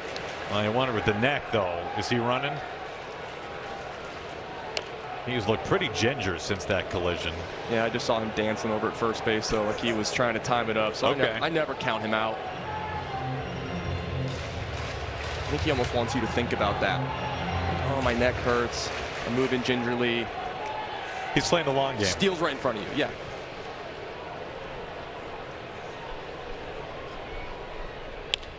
Ground ball gobbled up over third base. The short way to a rise, and the Mariners strand a pair. After 4 on a beautiful night from Seattle, the Mariners lead the Phillies 6-2. Zone.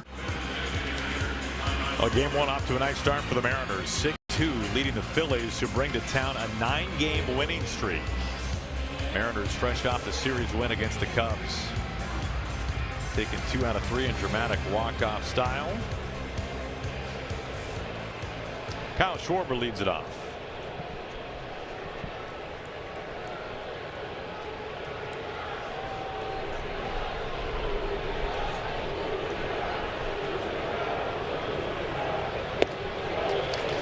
Goes right after him. Gilbert's velocity holding steady, 98.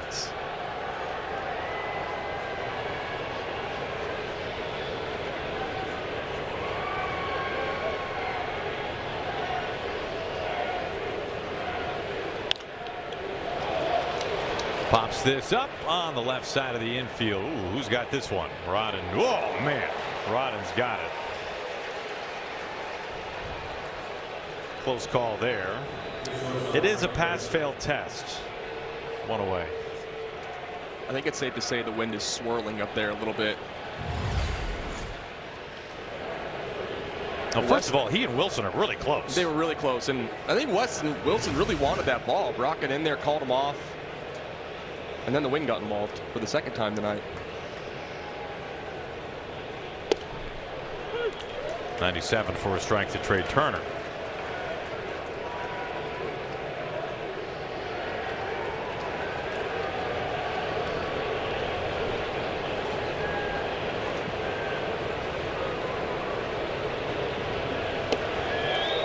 That was a good pitch and really fools Turner. 0-2. Turner started this game with a leg kick, and he's gone to the 2-strike approach earlier in counts already. Clearly not seeing Gilbert all that well.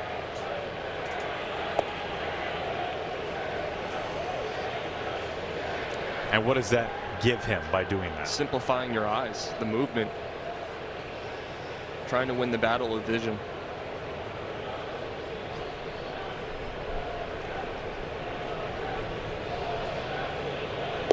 A wave and a miss and a splitter that flutters home. 5th strikeout for Gilbert. I'd argue this is Gilbert's best splitter of the day. The action that this pitch had almost looked like a 12-6 curveball. Pops up out of hand and just disappears to the hitter. Bryce Harper has hit 2 rockets, and the Mariners are fortunate they've both been singles.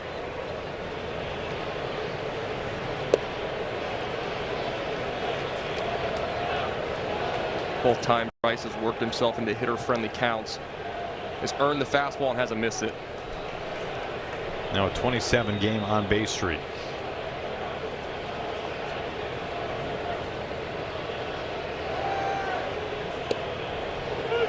It's the call. Borderline pitch. Might have just scraped the inner edge.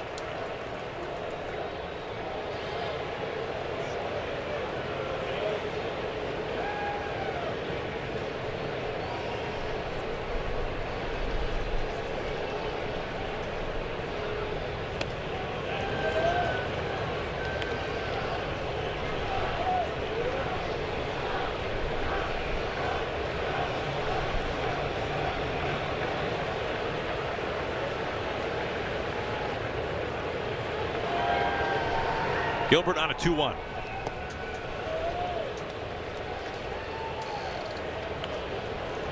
Gilbert taking note of the first 2 at-bats. Hasn't thrown him a fastball yet. But once again, Harper's in a hitter's count.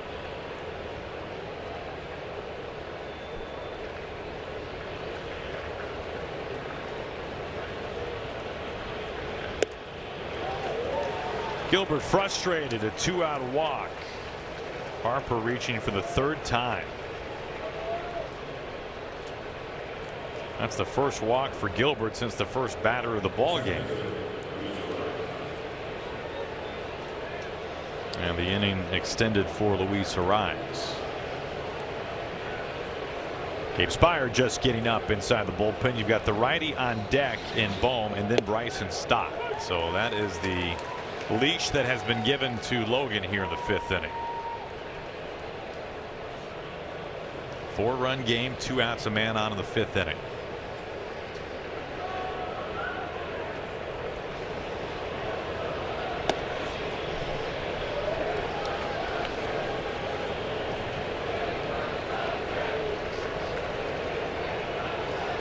He will put it in play.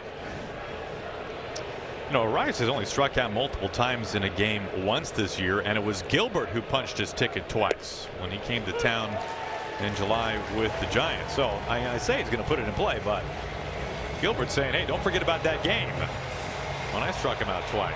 The outlier leader in lowest strikeout rate this year. That stat will never not be impressive. See if Gilbert can get him again here tonight.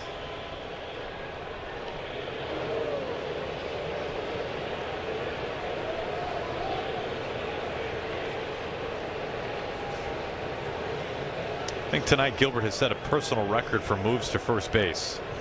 We don't see Logan do that a whole lot.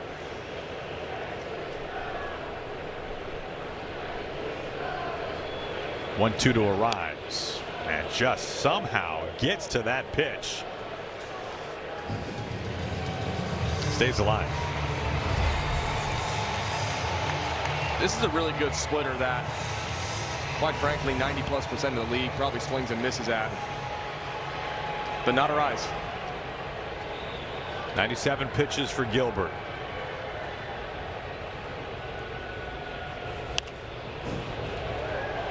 Well, when you are at the end of your night and you are just trying to get that final out to complete 5, this has got to be one of the most frustrating guys to face. He will not go away easily. Hit the nail on the head there. I feel like he's almost just playing wiffle ball with you.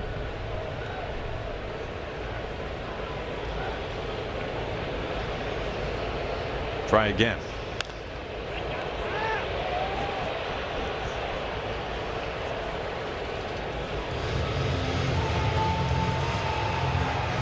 Just the one fastball to begin the at-bat. It's got to be one of the more frustrating things as a pitcher. And as a hitter, you know it. You can see it in their body language, their face.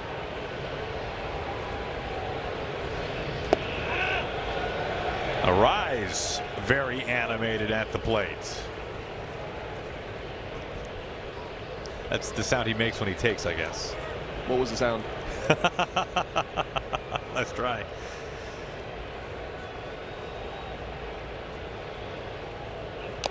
Wow. Are you kidding me?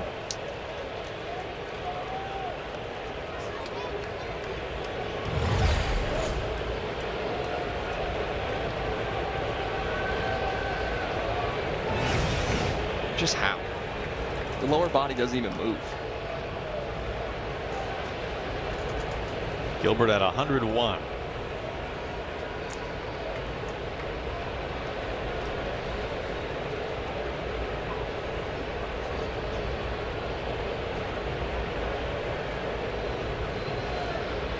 This will be pitch number 9 to Ariz.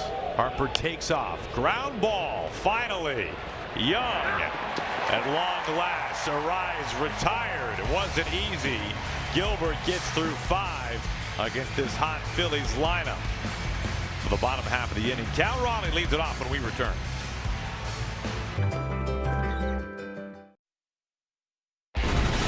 Western Washington Toyota Dealers pitching matchup. Wheeler giving up 6 runs, a season best. Meanwhile, Gilbert needing 102 pitches to get through 5, but holds the Phillies to just the 2 runs. Mariners have the lead and open up the bottom of the 5th inning with Cal Raleigh at the plate.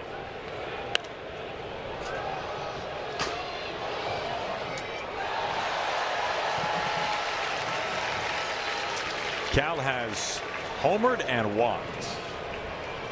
Wheeler at 95 pitches.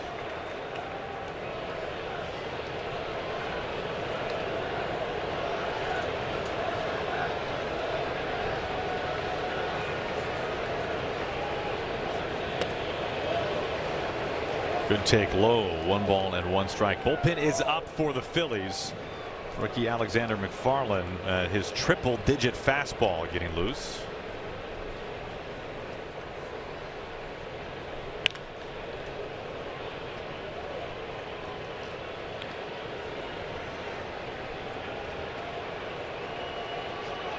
You've got Young on deck, and then Weston Wilson.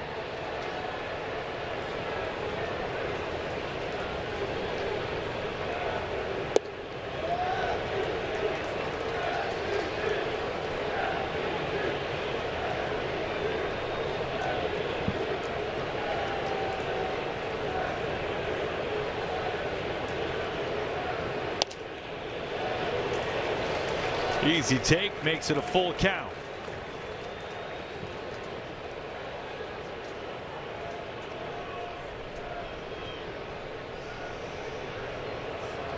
On a 3-2. Smoked. Drilled. Cal Raleigh leaves the yard for the 2nd time tonight.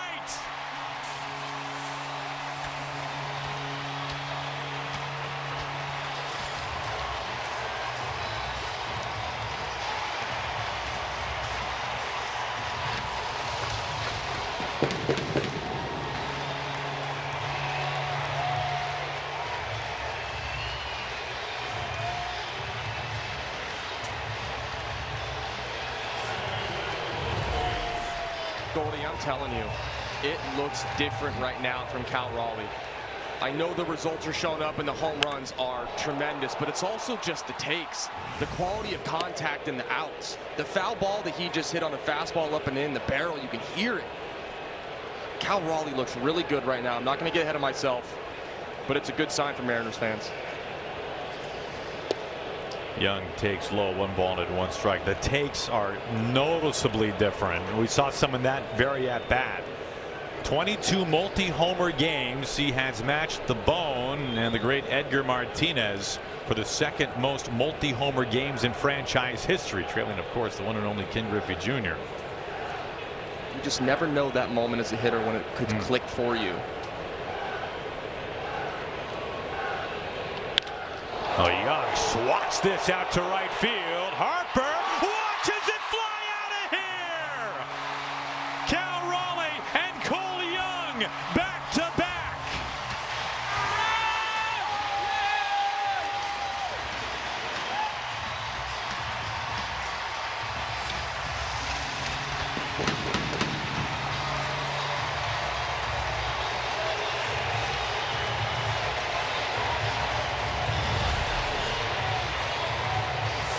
Cole Young want to get in on the action. This is a splitter. It just hangs. It's up in the zone. Thought it might go off the wall, but has just enough to squeak over for the Mariners to go back and back. The Mariners' 4th homer tonight knocks Wheeler out of the game. They tag him for 8 runs. What a night inside T-Mobile Park.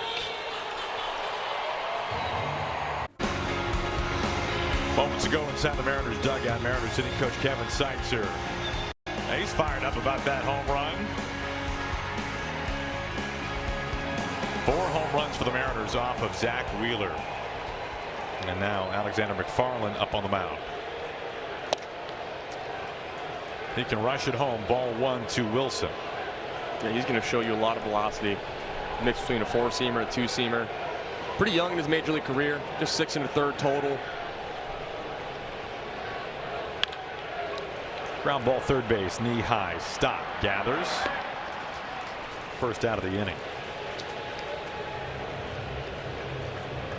Guys, Seitzer just finished talking with Cole Young, and I think what I took away from the conversation is Seitzer really likes how loose and relaxed his setup was and where his hands were.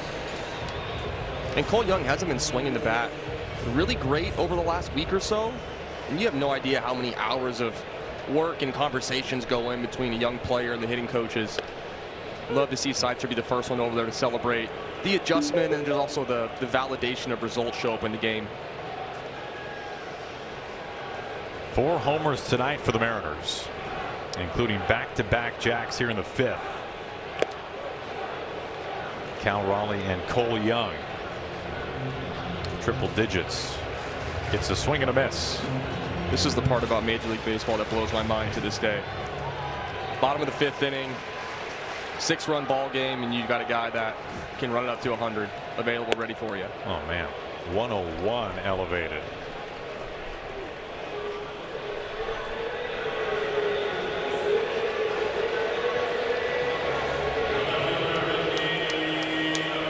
Lineup card flips over for Arozarena.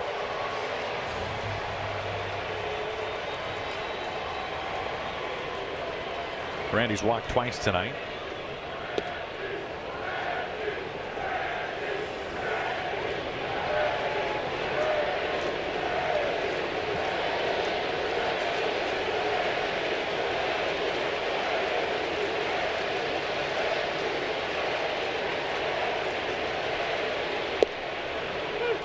I think he was taking. He wanted to see a strike.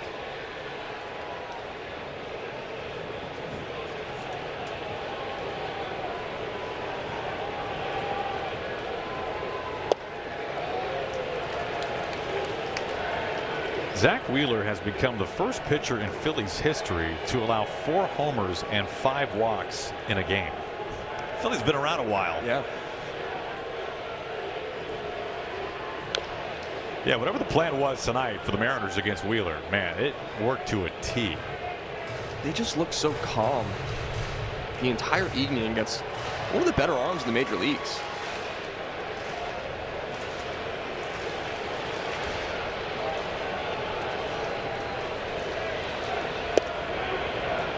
Sweeper freezes Arozarena. Strike 3 call. 2 more home runs for the Mariners here in the 5th. They knock Zach Wheeler out of the game. And a multi-homer game tonight for Cal Raleigh.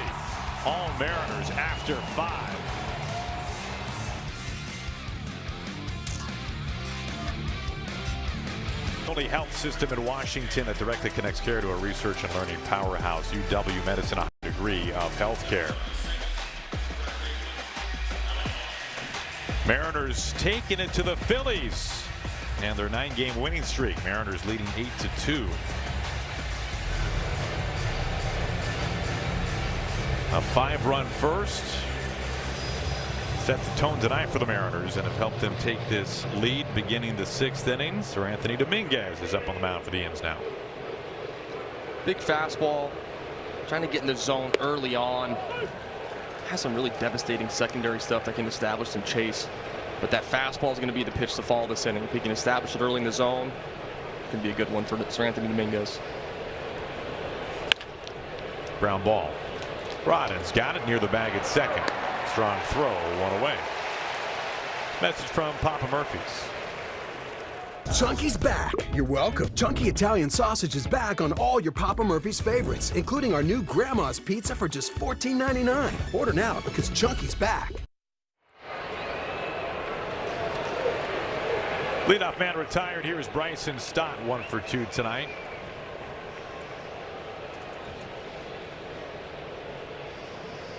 It's been a pretty wild last 10 days in the American League West. Mariners have gained some serious ground. If I covered up the column of win-losses and we only looked at the run differential column, I mean, this is a very 2026 Mariners kind of graphic. For those people watching tonight who have been with us on a night in and night out basis this year, you've lived through a lot. And a negative 34 run differential over 10 games has you 6-4. Yeah, there was 2 days last week that did not help those numbers, that's for certain. Sunday being one of those that we saw yesterday.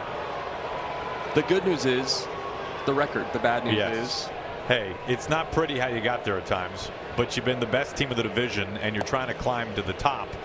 And as you have gone 6-4, the Astros have gone 3-6. I'd love to see what that number looks like if you remove the position player pitching innings from both of those games. That looks a little bit better. Not perfect. You get out of the 30s at least. Yeah, but I think the point of all of it is kind of funny how they've gotten there at times, obviously. Some just monstrous lopsided losses, some thrilling walk-off wins. A series win against your division rival in the Astros, a series win against a hot team in the Cubs. Strike 3 called. 97 and some paint, and Stock gets caught looking.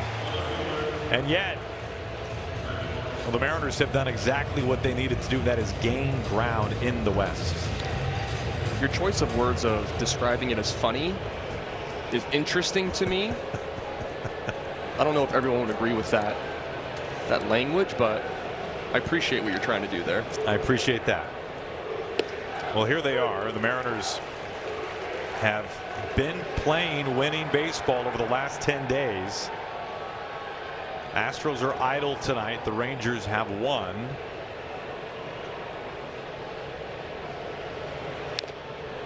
Marsh fouls that away, 0-2. Mariners, of course, have the tiebreaker already established over the Astros. They've already lost out on the tiebreaker against the Rangers. Only one more meeting with the Mariners and the Astros. That's a 2-game series in September here.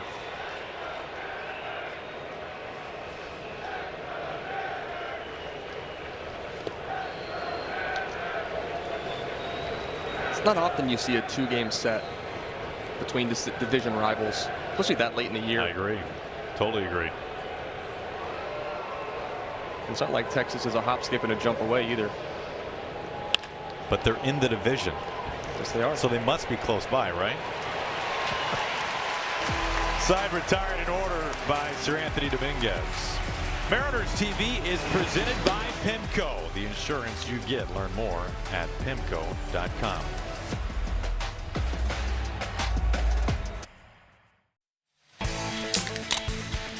Tonight's Miller Lite moment about the weekend for Randy Arozarena. Homering on the first pitch of the ball game Saturday against the Cubs. Homering on the last pitch of the game. The walk-off win. And then the very next day, a leadoff home run. And a 2020 season complete for Randy Arozarena. Pretty cool stuff. Jose Alvarado, veteran reliever, on the mound here in the 6th for the Phillies.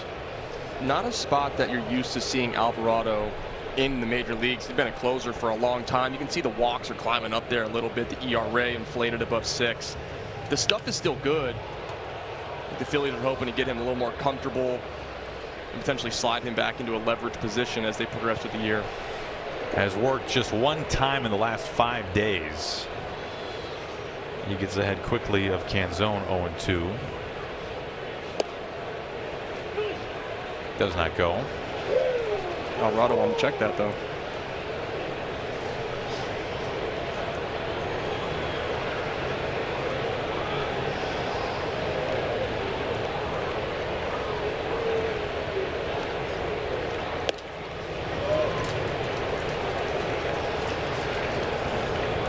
Two and two.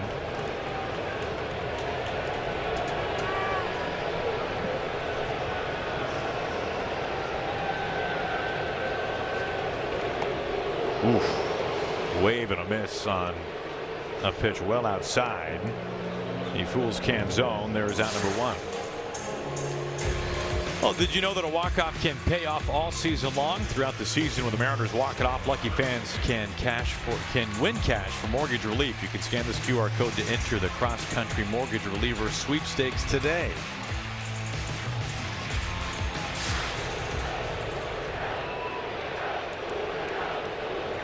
Here is Julio.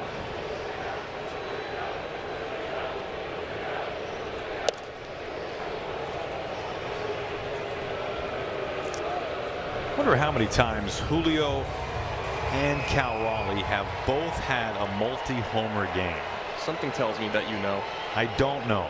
Something tells me that you'll find out. Cal has homered twice. Julio a home run back in the first inning. 3-run shot to get it going for the Mariners. They haven't looked back since.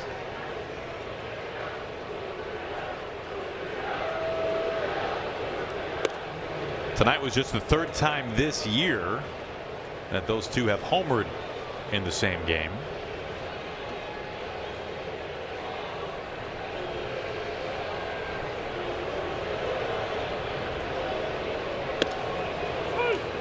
Two and two. You think Trey Turner's on his toes right now expecting a ball? Yeah, 2 ground balls right at him. One was first ruled an error, then turned to a hit. The other just a straight error. Elevated fastball at 96. A couple of strikeouts to begin the night for Alvarado. Julio took this strike 2 fastball over the heart of the plate. I mean, Alvarado's got a really big arm. Deceptive, downhill with good angle. It seemed like Julio picked up that fastball like right there, that at bat. Naylor a chance for a 4-hit night. 3 for 3.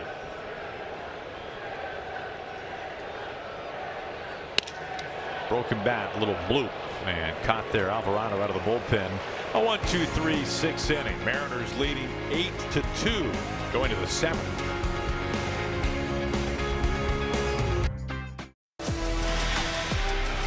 Tonight's copyrighted telecast is presented by Authority Seattle Mariners. It may not be reproduced or retransmitted in any form. The accounts and descriptions of this game may not be disseminated without the express written consent of the Seattle Mariners. High above T-Mobile Park, pleasant night. Mariners in front, 8-2. Only one time this year has Sir Anthony Dominguez recorded more than 3 outs in an appearance. He's worked an inning and a third, just a single time. That was way back in early April with the White Sox, but they run him back out there after a very quick 12-pitch 6th inning. You imagine some of this has to do with how the weekend progressed for the Mariners bullpen. Obviously 6 starters as well, so down a man, taking advantage of a really quality inning by Dominguez last time out. Yeah, the Mariners have 7 relievers instead of 8 because of Cade Anderson's arrival and the uncertainty around Brian Wu. Gabe Spire is lingering. He's been down the last 2 days. It sounded like there was a Brian Wu answer given today. Expecting to see him Wednesday in that day game start. What happens with the rotation from there? Yeah, it's still up in the air. That is good news on Wu, who threw the bullpen yesterday. They were waiting to see how he bounced back from that. Felt good. He was supposed to start on Saturday, but needed extra time because of a shoulder issue.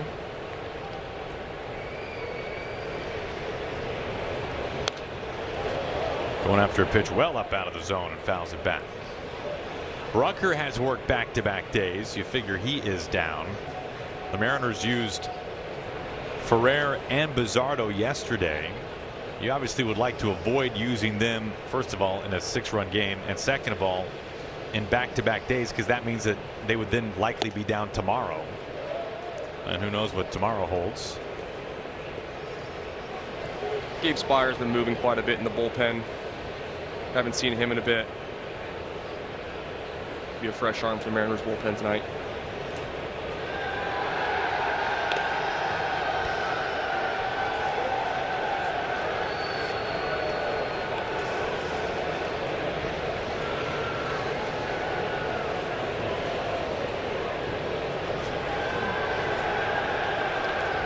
Long at bat for Real Muto to begin the 7th inning.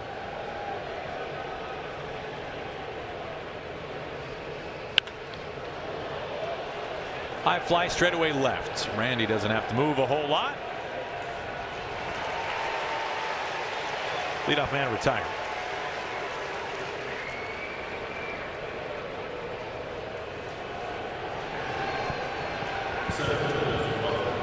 Here's Justin Crawford.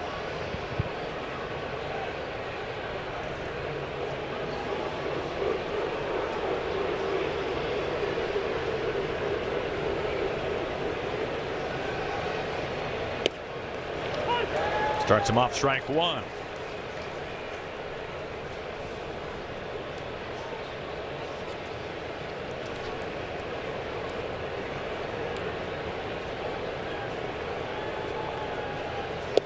A wave and a miss.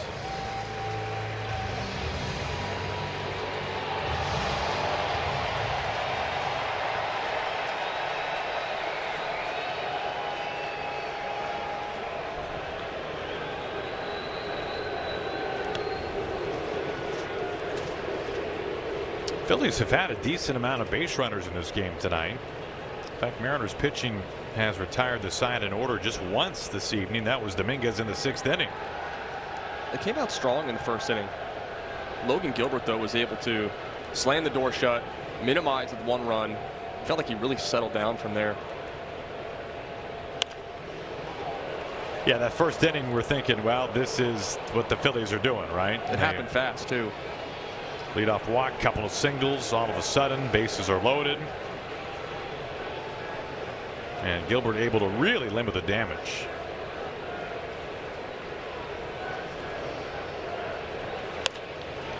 Weak ground ball cued over to Naylor. Dominguez covering. 2 up and 2 down. Well, the next Mariners fireworks night's coming up. Get ready to belt your heart out for the sing-along show Friday, September 4th, presented by T-Mobile and Warm 106.9 after the Mariners take on the A's. Mariners.com/fireworks.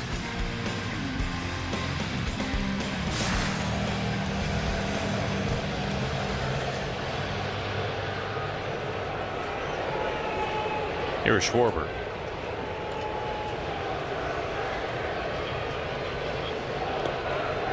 Ball 1.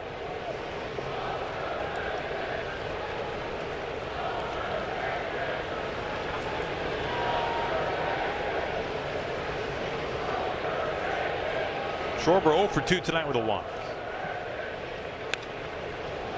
He was on that fastball but can't move it forward. Not necessarily living up to the 3 true outcomes so far, putting 2 balls in play. Yeah, it's got him the walk. Mariners would rather not see the home run part of it.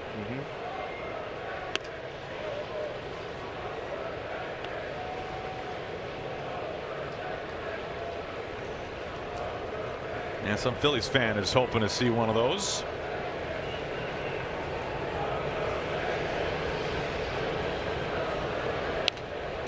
Oh man. Oh, thank goodness. Do you want me to pick up your apple That pencil was that you coming threw in on the hot. ground? You know, it went right there, right below us. To your credit, you got a better jump than I did. But here's your Thank apple you. pencil back. You threw it in a panic. Strike 3 called. Or was it not? Catcher's challenging the ball call. Well, Schwarber's walking away. ABS powered by T-Mobile. He knows what it was. 6 is a strike. Yeah, Sir Anthony Dominguez, really impressive stuff tonight for the first time since 2024. He goes 2 innings in an outing, matching a career high. Dock in the box. The 7th inning stretch is brought to you by Washington's Lottery. Are you ready for the sweet life? Play Seahawks Scratch for a chance at $50K or a game day VIP suite experience. All Mariners tonight 8-2 over the Phillies, going to the bottom of the 7th. We were just talking about Brian Wu, and he's making his Mariners bobblehead debut September 5th. Mariners taking on the A's. First 20,000 fans will take this home thanks to Lexus. Don't miss your chance to add to the collection. Mariners.com/tickets. And they got the eyebrows right. Good looking bobblehead. How many of those do you have reserved already? Speaking of adding to the collection, we have plenty. Chase Sugar up on the mound. He takes over for the Phillies here in the 7th.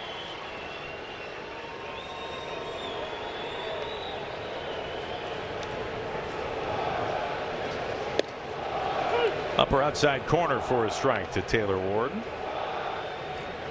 Sugar definitely trying to punch your ticket. 49 strikeouts in 42 innings.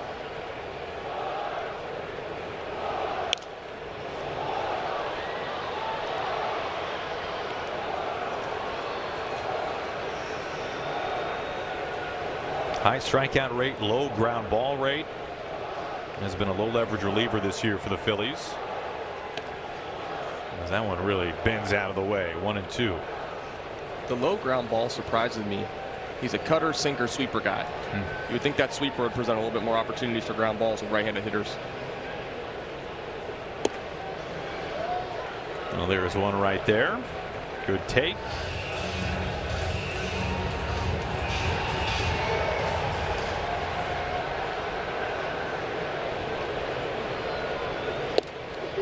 Strike 3 call. One down, and it brings up Cal Raleigh. Take you back to the first inning against Zach Wheeler. Getting on time with his fastball, top of the zone. And if you've been watching this entire season, Mariners fans, you know that that's locations to give him a hard time. Really worked a great count to a 3-2. Got a cutter out over the plate. Eventually knocked Wheeler out of this game.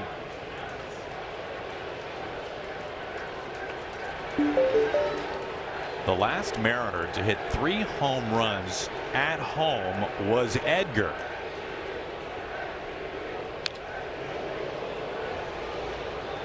And Cal hobbling after fouling that ball off himself. I don't feel good. I think this ball caught him on the back quad.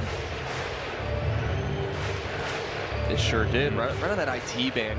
Like a Charlie horse right there, Aaron. You got one of those? It's our first IT band reference on the big show. It's a thing. Any kinesiology majors tuning in tonight? It's the outside part of the quad. You ever foam roll your IT You're not band? supposed to foam roll your IT band. Says who? Look it up. Inside. 2-1. But it works for you, so keep doing it. That's the first time I've ever heard that. I'm with Ryan on this one. Have you ever heard that, Angie? No.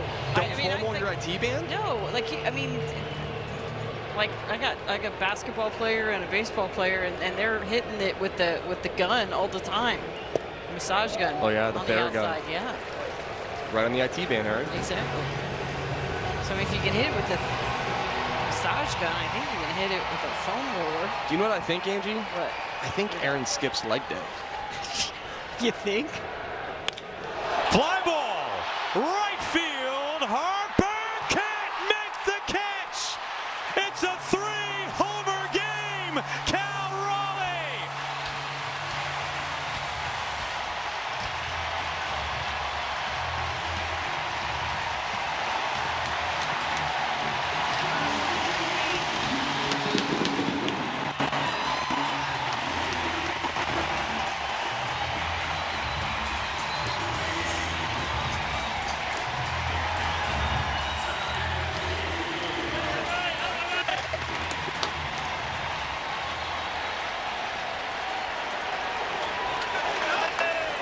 Maybe the tide has turned.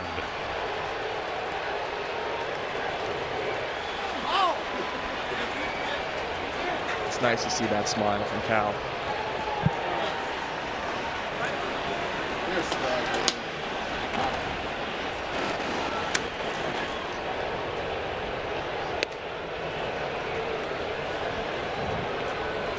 Nine 9-2 Mariners. They have matched a season high 5 home runs, and 3 of them coming from that man.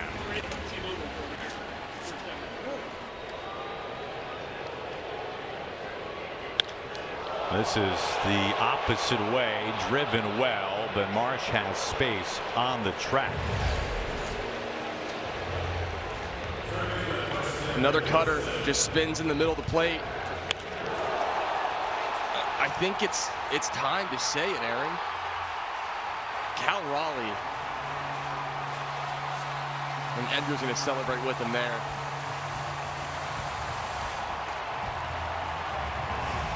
Cal Raleigh looks so good.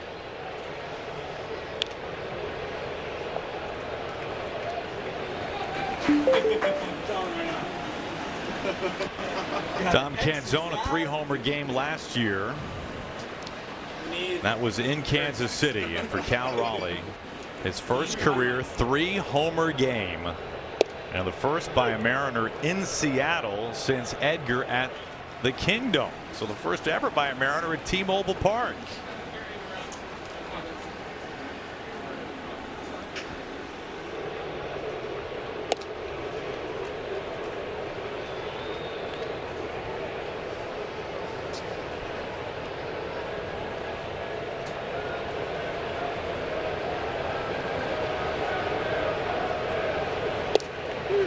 Strike 3 call.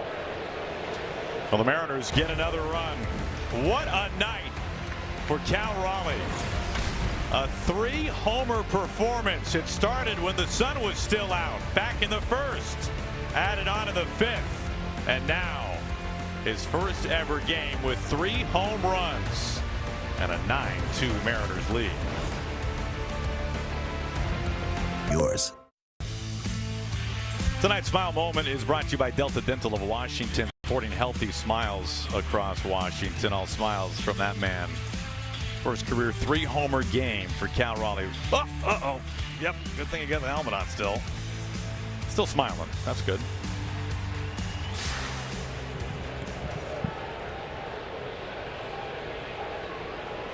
Gabe Spire on the mound. Trey Turner at the plate. Good thing Cal doesn't have bigger hops. Muckleshoot Casino Resort Pin Report. Gabe Spire on the mound. Spire's coming in fresh. He was down yesterday. Had a feeling that Harper was going to see him at some point tonight.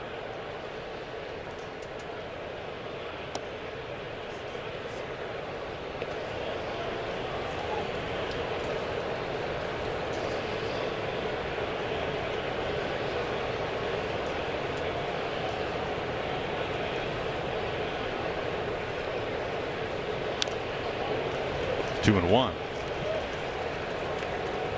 Phillies a run in the first, a run in the second. Mariners pitching has held them off the board since.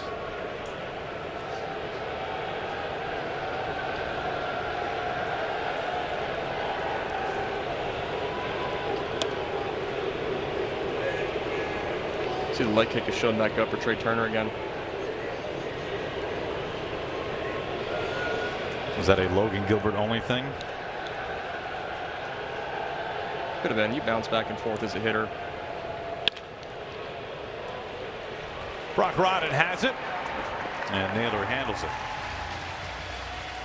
But yes, Logan Gilbert was especially nasty later on his outing tonight. The splitter, the slider got a lot better, and just didn't seem like Trey was seeing it.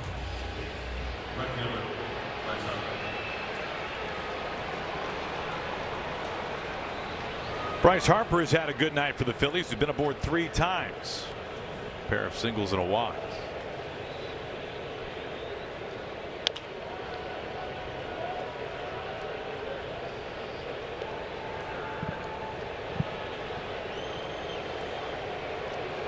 Coming in, I felt like Spire's biggest matchups of this series was going to be against Schwarber and Harper, being the top of the order close together.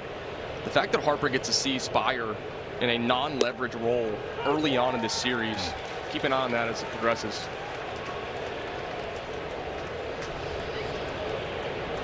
Spire down the last 2 days.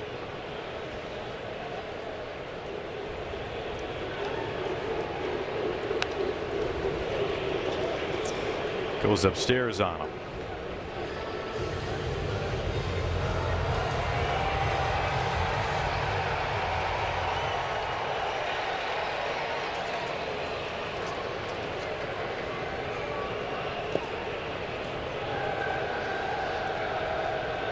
Two big innings from Sir Anthony Dominguez to help out the bullpen. He faced the minimum over the 6th and the 7th, and back of Gilbert, who worked 5. Phillies really made him work, and he was able to grind through 5 innings.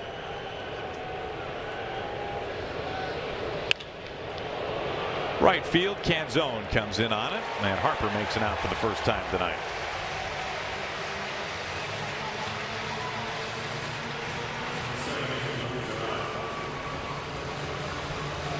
It is pretty interesting where the Phillies have put Arise in the lineup, lower in the order. We normally see him up at the very top of the lineup, but more of an RBI spot for Arise, batting cleanup since he came over in the trade. leading all of baseball in hits and in average. I mean, he is that kind of guy where if there's a runner at second base, it's not who you want to face. Those were two big topics of conversation when Arise came over to the Phillies. Where was he going to play defensively, and where was he going to hit in the order? You knew he was going to be plugged in somewhere at the top, but Schwarber's anchored down the leadoff position so well that you couldn't really bump him out of there. Weak ground ball. And the bullpen has been fantastic in back of Logan Gilbert. Spire faces the minimum overall. 9 up and 9 down from the Mariners bullpen tonight.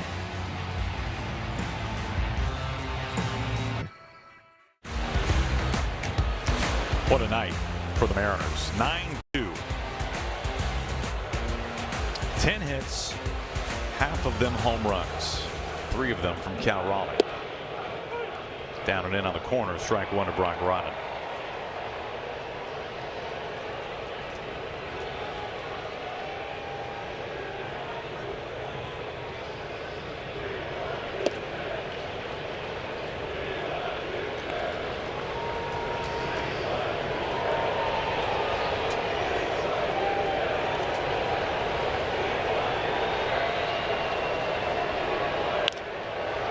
Pulled foul.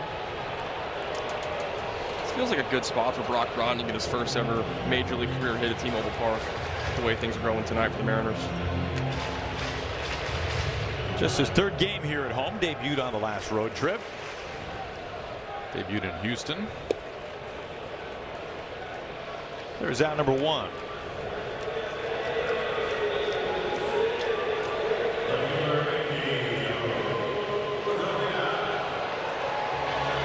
Here comes Rosarena.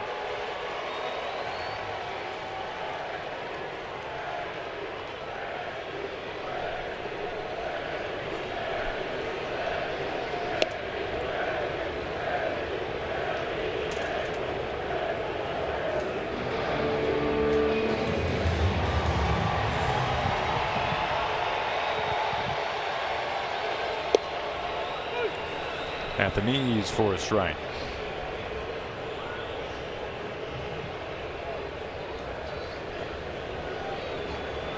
This is not exactly a familiar feeling for the Mariners, having a comfortable late lead.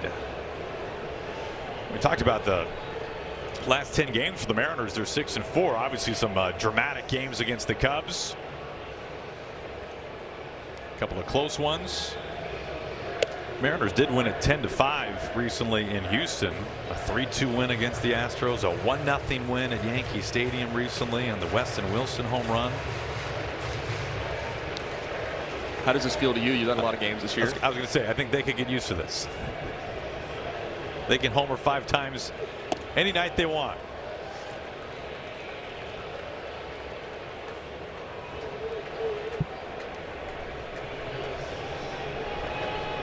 Cole Young, Cal Raleigh going back-to-back in the 5th. And Randy walking for the 3rd time tonight.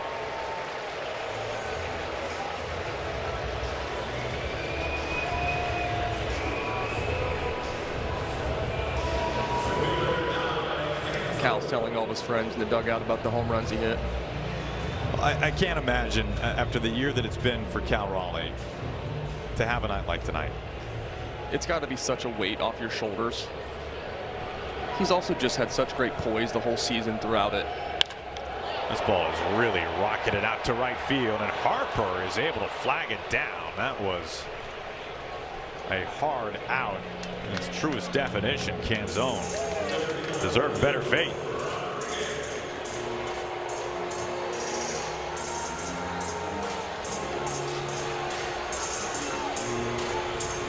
Here's Julio. 2 outs and a man on.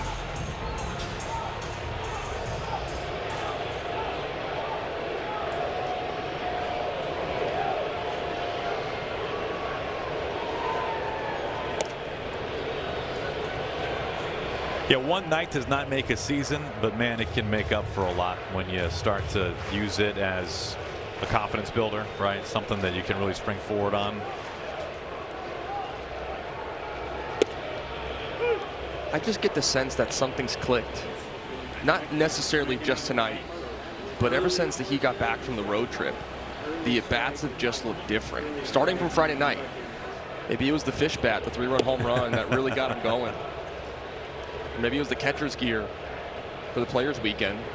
Whatever it was, Cal Raleigh looks like his old self, and now the challenge is how do you repeat it every single day from here? Because you can't expect to hit 3 home runs tomorrow, but he can continue to string together quality bats like he's done now the last 4 games. Breathe a little easier after tonight. Probably get the best sleep of the season tonight.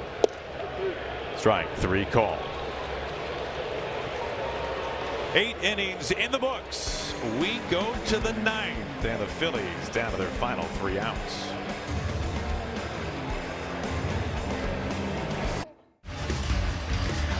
Nine-2 Mariners. Tremendous way to start the series against this Phillies ball club. We have reached the 9th. Not a good spot for Carlos Vargas, fresh off the injured list. This is an arm the Mariners fans are excited to have back. You can see last season, 70 games he pitched in, 77 innings. The stuff looked really good over the weekend when he was able to get in there. Excited to get a closer look at him tonight.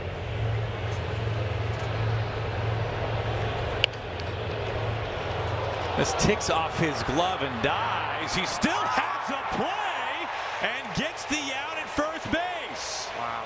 Now, that looked like for sure it would result in a base hit. Not the case. Alec Baum wasted no time jumping on the fastball. Hits off of Vargas' glove, and he didn't give up on it.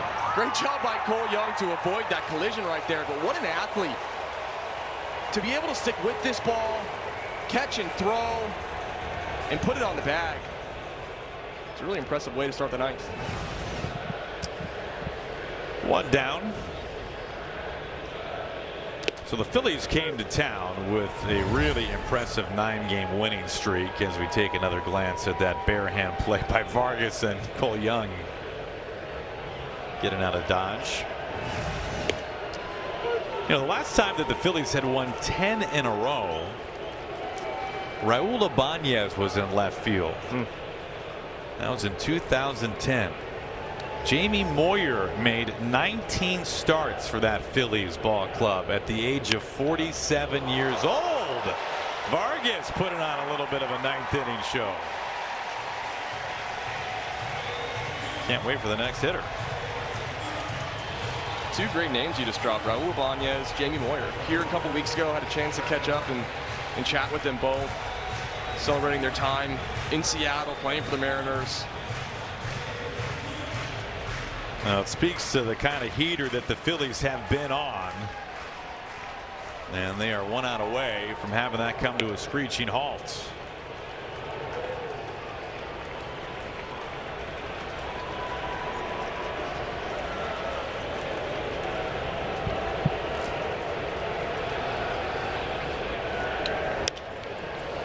Ball and a strike. No headshots at this hour up on Mariners Fire TV because of that man. Sorry, out of fireworks. Shot off too many tonight. 3 home runs from Cal Raleigh, 5 from the Mariners in total, matching a season high. We'll be hearing from that man and as soon as the game is over. 1-2.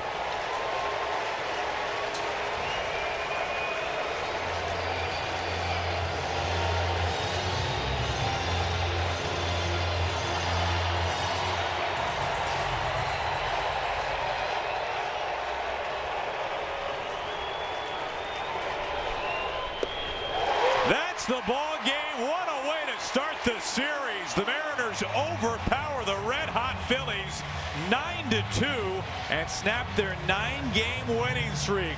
A night of the home run ball inside T-Mobile Park.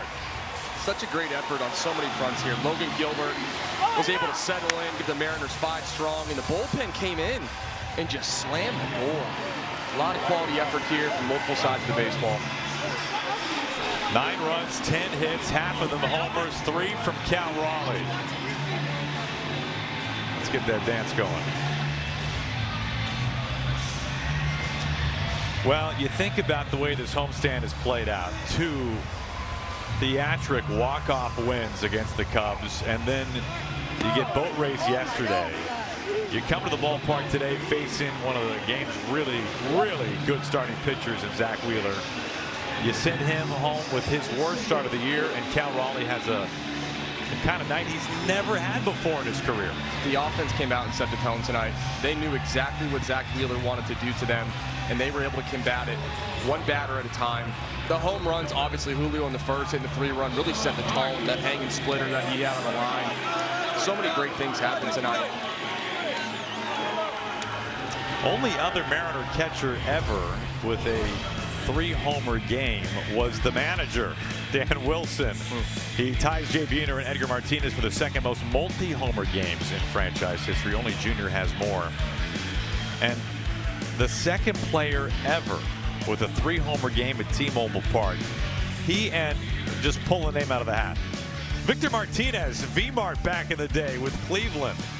That's the list of 3-homer performances at this ballpark, which began play midway through 1999. You know, there's been plenty of chances, and yet it hasn't happened hardly at all. Do you feel like Edgar's aware that he's the last? He will be very shortly after this night is over. All right, down to the field, our Fire TV winning moment, Ange. All right, guys, thanks so much. Here with Cal, first career 3-run home run game for you. It is also the first time a Mariner has hit 3 home runs here at T-Mobile Park. Cal, tell me about your night from your perspective. Yeah, I've never done that before at any level, so hard to fathom, and it was a fun night. All right, from your perspective, you know, with what this team is doing right now, I mean, the Cubs were coming in here, they were playing so well. You just snapped their 9-game winning streak. The opponents here in August have continued to get stronger and stronger. You guys seem to understand the assignment, and you were doing the same. Yeah, we know we're a good team, and we know we got a lot of good opponents coming up, and it's just about belief and hope, and I think bringing that every day, no matter what happens, you know, that's a strong, powerful thing to have in the clubhouse, and right now I think that's what the guys are doing. All right, last question for you. You guys score 5 runs in the first inning. It's the most that you guys have scored in the first inning this year. Is that the key against a guy like Wheeler, to get after him right away? Don't let him settle in? Yeah, I mean, he's one of the best pitchers in the game, so thought we had a good game plan going in, and you know, was able to take advantage of some mistakes he made and try to grind him out. And like I said, he's one of the best pitchers in the league, so just trying to you know, stay short and put, you know, good swing on the ball. So I think you did that tonight. Cal, thank you very much. Congratulations on the 3 home runs. All right, Cal Raleigh after this one. Lots to talk about, lots to break down. Huge night for Cal Raleigh. Also Julio Rodriguez as the Mariners snap the Phillies' 9-game winning streak. We're back right after this.